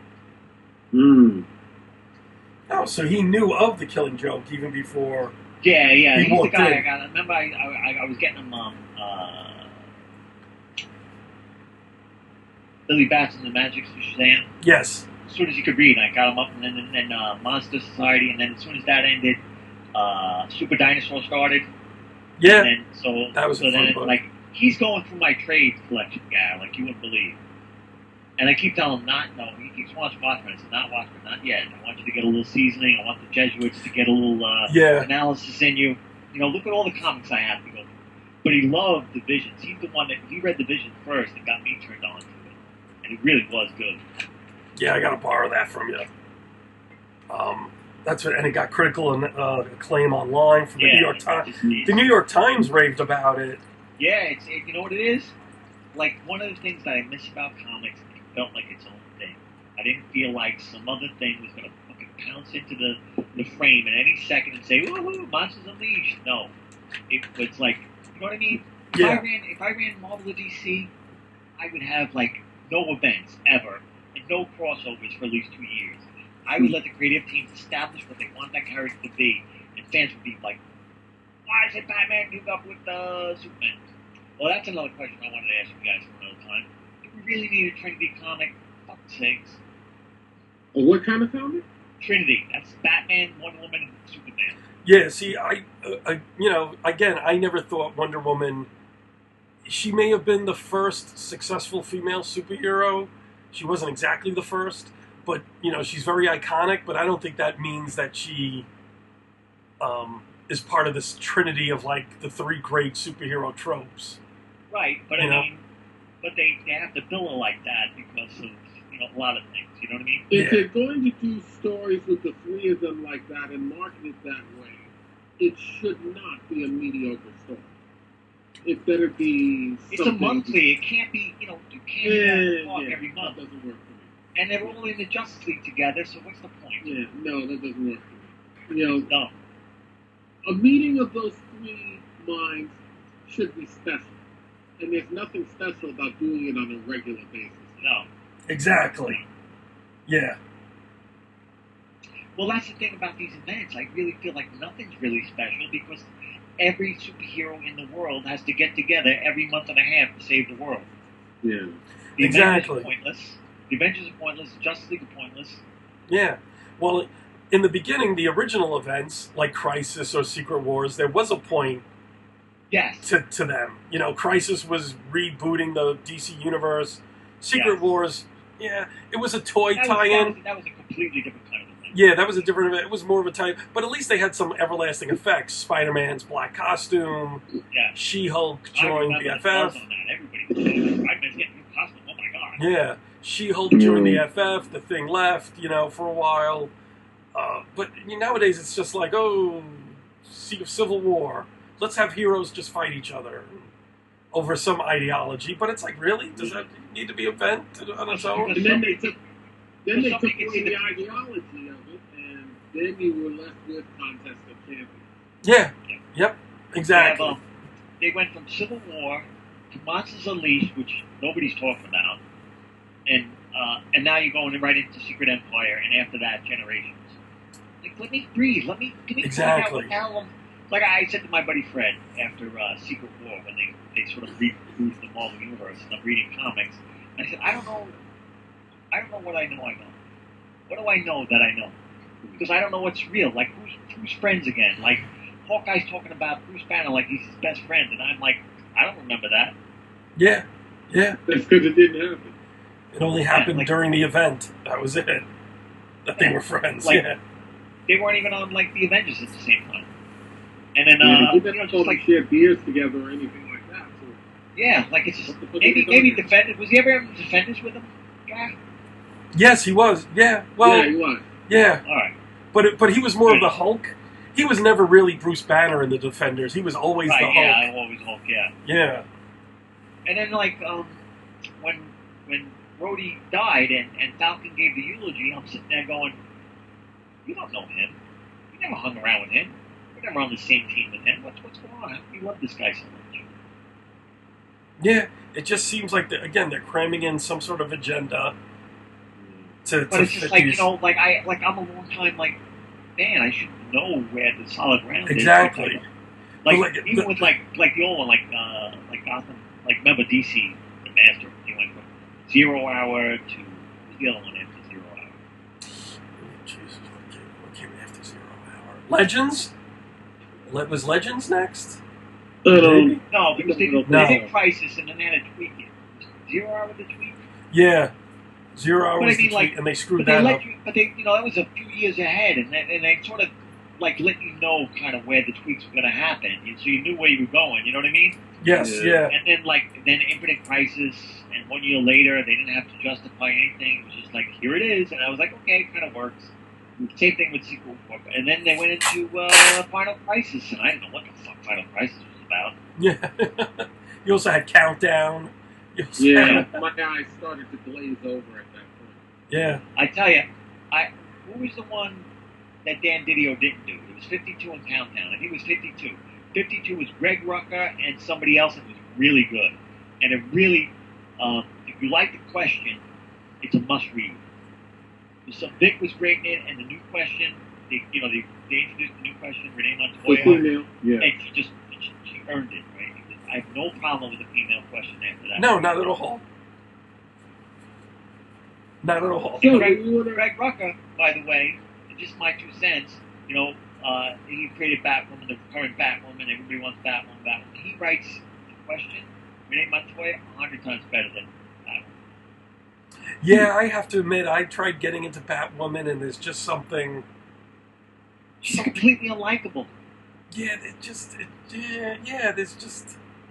It just feels like the same old, same old. It's like, you have Batgirl, you have the, it's like, this whole Batman family is just... Well, this thing, we were talking about it before. I don't know how you feel about Mike, and this is a question I wanted to ask everybody anyway. I was like, I hate, one of my pet peeves is when a new character comes in and doesn't have a rookie season. When they come in and they're like the greatest ninja ever without, going through everything Batman went through, or, Peter Parker, like my buddy told me Silk was stronger and better than Peter Parker was. And she had the same origin. She got bit by the same spider. I'm like, why? Why does that matter? Like, why do you have to do that to sell that? Yeah. And I told you, Quasar, the new Quasar, Captain America categorized her as Galactus and Celestial level powerful. Quasar. Mike, did you ever think Quasar was that powerful ever? Nope. Yeah. I know, they're building up and all she's these... been on the job for 2 seconds. Yeah. She came in Civil War, and now she's, Spencer's used her well, though. I kind of like her character a little bit, but her power level's ridiculous. The playing field's not level. No, I don't mind that, but it's just like, it's like Captain America, right? I was telling Gary before, I'm rereading the original Secret Empire story, and Cap got the shit kicked out of him like every episode, every issue. He like almost every other episode, every issue he got knocked out, and I just feel like now, like, I guess Falcon gets his ass kicked by what's her name? Misty Knight. Misty Knight. Yeah. Like, if you're not reading, I'm reading Falcon. Falcon's my second favorite hero. And Misty Knight and him have had several sparring matches, and he's lost every one, even in his own book. But to a female detective with a bionic arm. Yeah. I'm trying to think. And this guy's been Cap's sidekick for 20 years. Yeah. But he's not a sidekick. Thank you very much. All right, partner. Thank you. All right, longtime companion. How's that? Well, if he's letting Misty Knight... According to my fan fiction, yes, he is. If Misty Knight is beating him every time, he might as well be a sidekick. That's what I said. If you can't beat Misty Knight, you can't beat Captain America. Yeah, exactly. Not only that, if you can't beat Misty Knight, you can't be a superhero. Period. Yeah. But I mean, that's what when we were growing up reading comics, Captain America got his ass kicked. Spider-Man got his ass kicked. Yep. All these guys got their asses kicked, but they bounced back and won and saved the day. That's what made them heroes. Now it seems like every comic book character they introduce nowadays is something out of a blockbuster movie. The best fighter, the best killer, the best scientist, the best ninja. Yeah, they just it's like a dragon, and he's like, freaking gazillion times better. Really? They brought Richard Dragon back? Wow. Yeah, this is like the 3rd time.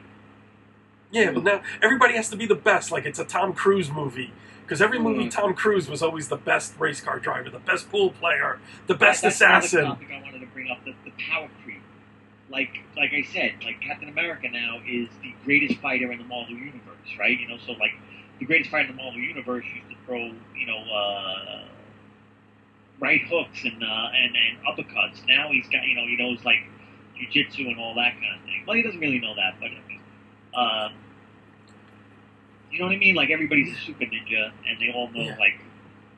But I mean, to me, that's super powerful. Like the power levels, like Superman's really the only one left. Like Wonder Woman is Superman power level, and like in the '70s, I never took her at that. When I got into comics, I was just like, oh, she's like Spider-Man level. Yeah, exactly. But it's like even now you're saying that Quasar is like the power of Galactus. So what stories are you going to keep writing to interest me? To keep reading a Quasar story. What situations is she going to keep getting in every month to have me keep coming back where she can't get out of it with her Galactus power? Like what are they going to keep doing? Have the universe keep blowing up every fucking issue? It's like that gets boring after a while. Right now in the Secret War Zero, they have Hyperion, which is basically Superman. They have Blue Marvel, who's basically Superman. They have the Quasar. They had Spectrum, who blew up that Earth. Who else is in space? Captain Marvel and Alpha Flight. It was so stupid. They had Sasquatch out in space with like a scuba gear on. I'm like, what is Sasquatch going to do in space? Punch somebody and then he's going to send himself like into Earth orbit kind of thing. Like that's nothing. And then but like the amount of like Superman level people that are on Marvel Earth now is insane. Yeah, and to me that's what I've always been saying for years. It's like everybody's an Avenger now. Well, then once everybody's an Avenger, there's no uniqueness in being an Avenger. Once everybody's an Avenger, special, nobody's special. Yeah, so to me that's why it's like I have no interest in any Avengers books since these movies came out because Master of Kung Fu is Shang-Chi's an Avenger. Really? Really, when you have all these Superman level threats, he was on Secret Avengers and he had a really good relationship with Cap. But see, that's it. It's like remember that one issue where I told you like he knife hand like a super android from outer space, and I was like, if that guy was just made of iron, he shouldn't be able to do it, but he just did it now. Exactly. That's something Karnak from the Inhumans could do, but not Shang-Chi. I read Karnak, the trade. Warren Ellis, who I think is, all time one of the greatest, probably in my top 5. Karnak doesn't have any superpowers, by the way. I just found out. His parents never put him in Terrigen Mist because Trigon, his brother, turned into like a fish guy, and they didn't want to happen again. So he trained himself to see the flaw in all things. And not only in this trade was it like physical things, like he's going to break a board, but it was plans and philosophies and all that kind of shit. So what's inhuman about that? Exactly.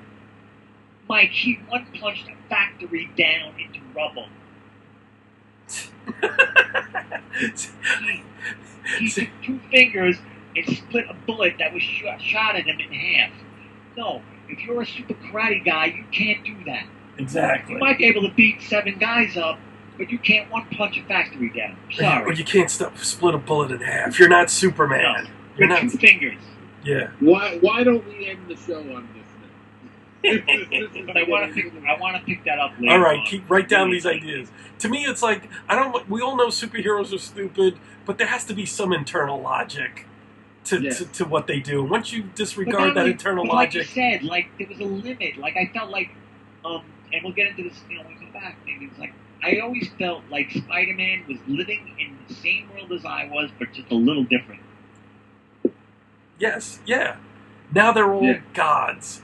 And that's funny how people bitched about Superman being too powerful and saying he stayed the same and everybody caught up with him. Yeah, and now he's depowered and everybody else is more powerful than him now. And now everybody's saying Superman sucks. Well, it's like, wait a minute, you were saying he sucked when he was too powerful because there was no interesting stories for him. Now that he's depowered and everybody else is more powerful, now you're saying he's boring because he's not as powerful as he used to be in the past. So it makes no sense. Which is why I like to slap the shit out of fanboys. But go ahead, Mike. Well, why don't we end the show on this note? because I No, do Mike. have No, Yeah. we're going to 6 o'clock in the morning. Gary, This is if like that's the case, I'm out. that's the Jerry Lewis marathon we're doing, the Labor Day marathon. Well, we covered a lot of ground, gentlemen. I thought it was a good show. Three hours and We found out that Gary is evil, and Mike and I are good guys. No, you're a soulless ginger as always, and always will be, Yes. bastard. But go ahead, Mike. Oh, that's all I got. Wait. Let's do a plug of the week kind of thing. Like, is there anything you're watching that you love or reading that you love? It doesn't have to be a comic book. It could be a book, but it's got to be sort of genre. Is it a video game you're playing? No, I think the most exciting things I came across this week was the latest Invincible and the Button storyline in Batman. Invincible's a good book. He's a good hero. I like him. Yeah, it's a solid superhero comic. What about you, Guy? Anything you're like crazy about?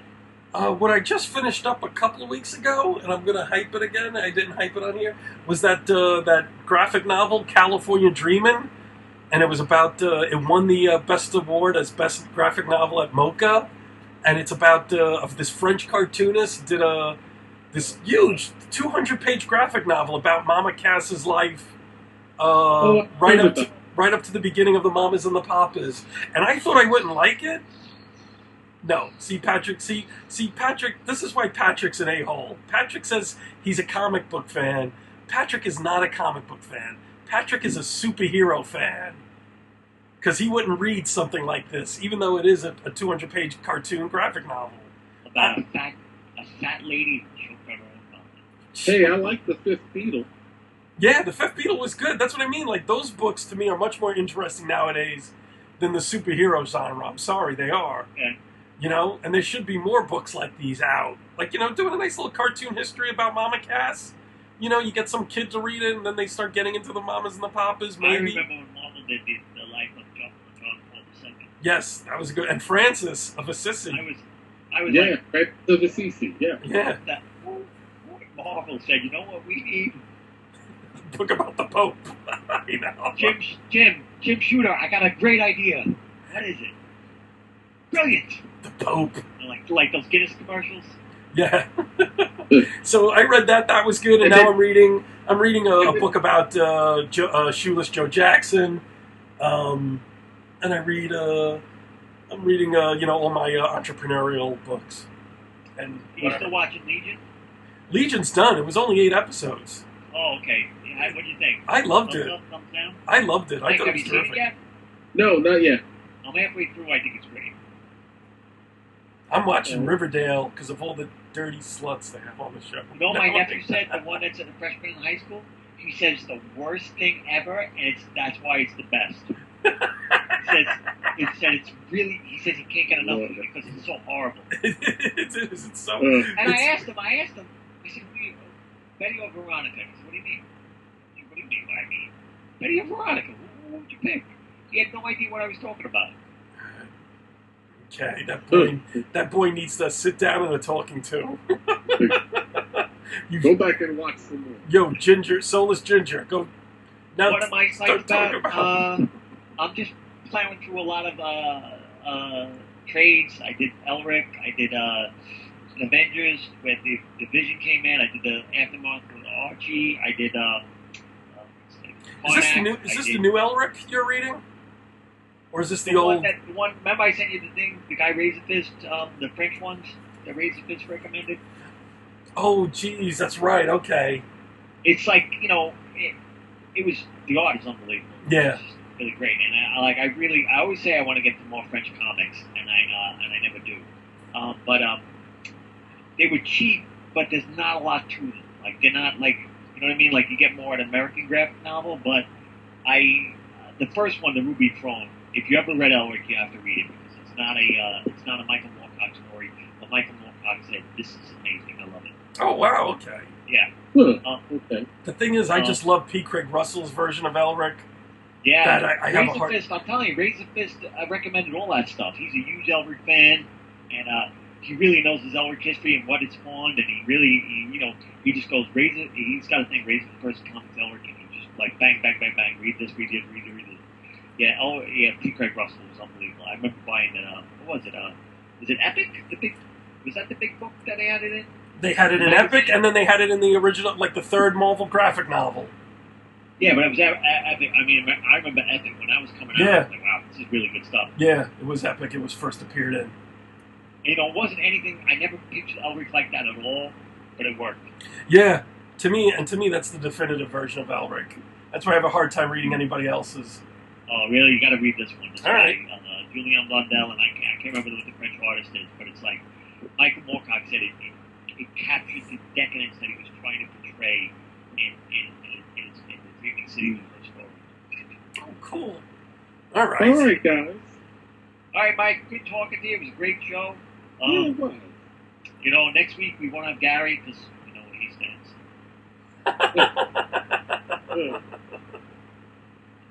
Wait, Do me a favor, Mike. Wait, next week's the 28th. Star Wars forums and put his Facebook page on there. Wait, so next week's the 28th? So 29th. So we'll have what episode then? The week after. Week after I'll be in Alabama. You'll be in Alabama. Like you and Mike, or you, Mike and Pete. Yeah, I wonder where Pete was today. I'm just, Oh, okay.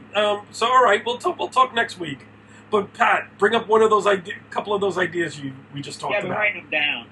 But I definitely want to do the Wonder Woman show because I think it's important. Yeah, but like you said, let's do that before the movie. She really, and I don't hate Wonder Woman. You know what I mean? It's just that she's not that great. Yeah. She's not like, you know, I have 100 million things to say about Wonder Woman. You know what I mean? Yeah. You know, and then like we came up in a town when, you know, she was still hailed as the number one icon, female comic. Yeah, she had her own show. You know, like there was a lot of Wonder Woman. There was Underoos in the 70s when we were kids. You know, Wonder Woman was like there, but it's just like, you know, I believed the hype, and then once I got inside the inside, it was like, what is Wonder Woman? Yeah, to me, she's always been more of a very powerful sidekick. I just never thought of her as a tent pole for other. Yeah, she's one of the big seven. Yeah. Yeah, she's just I don't know.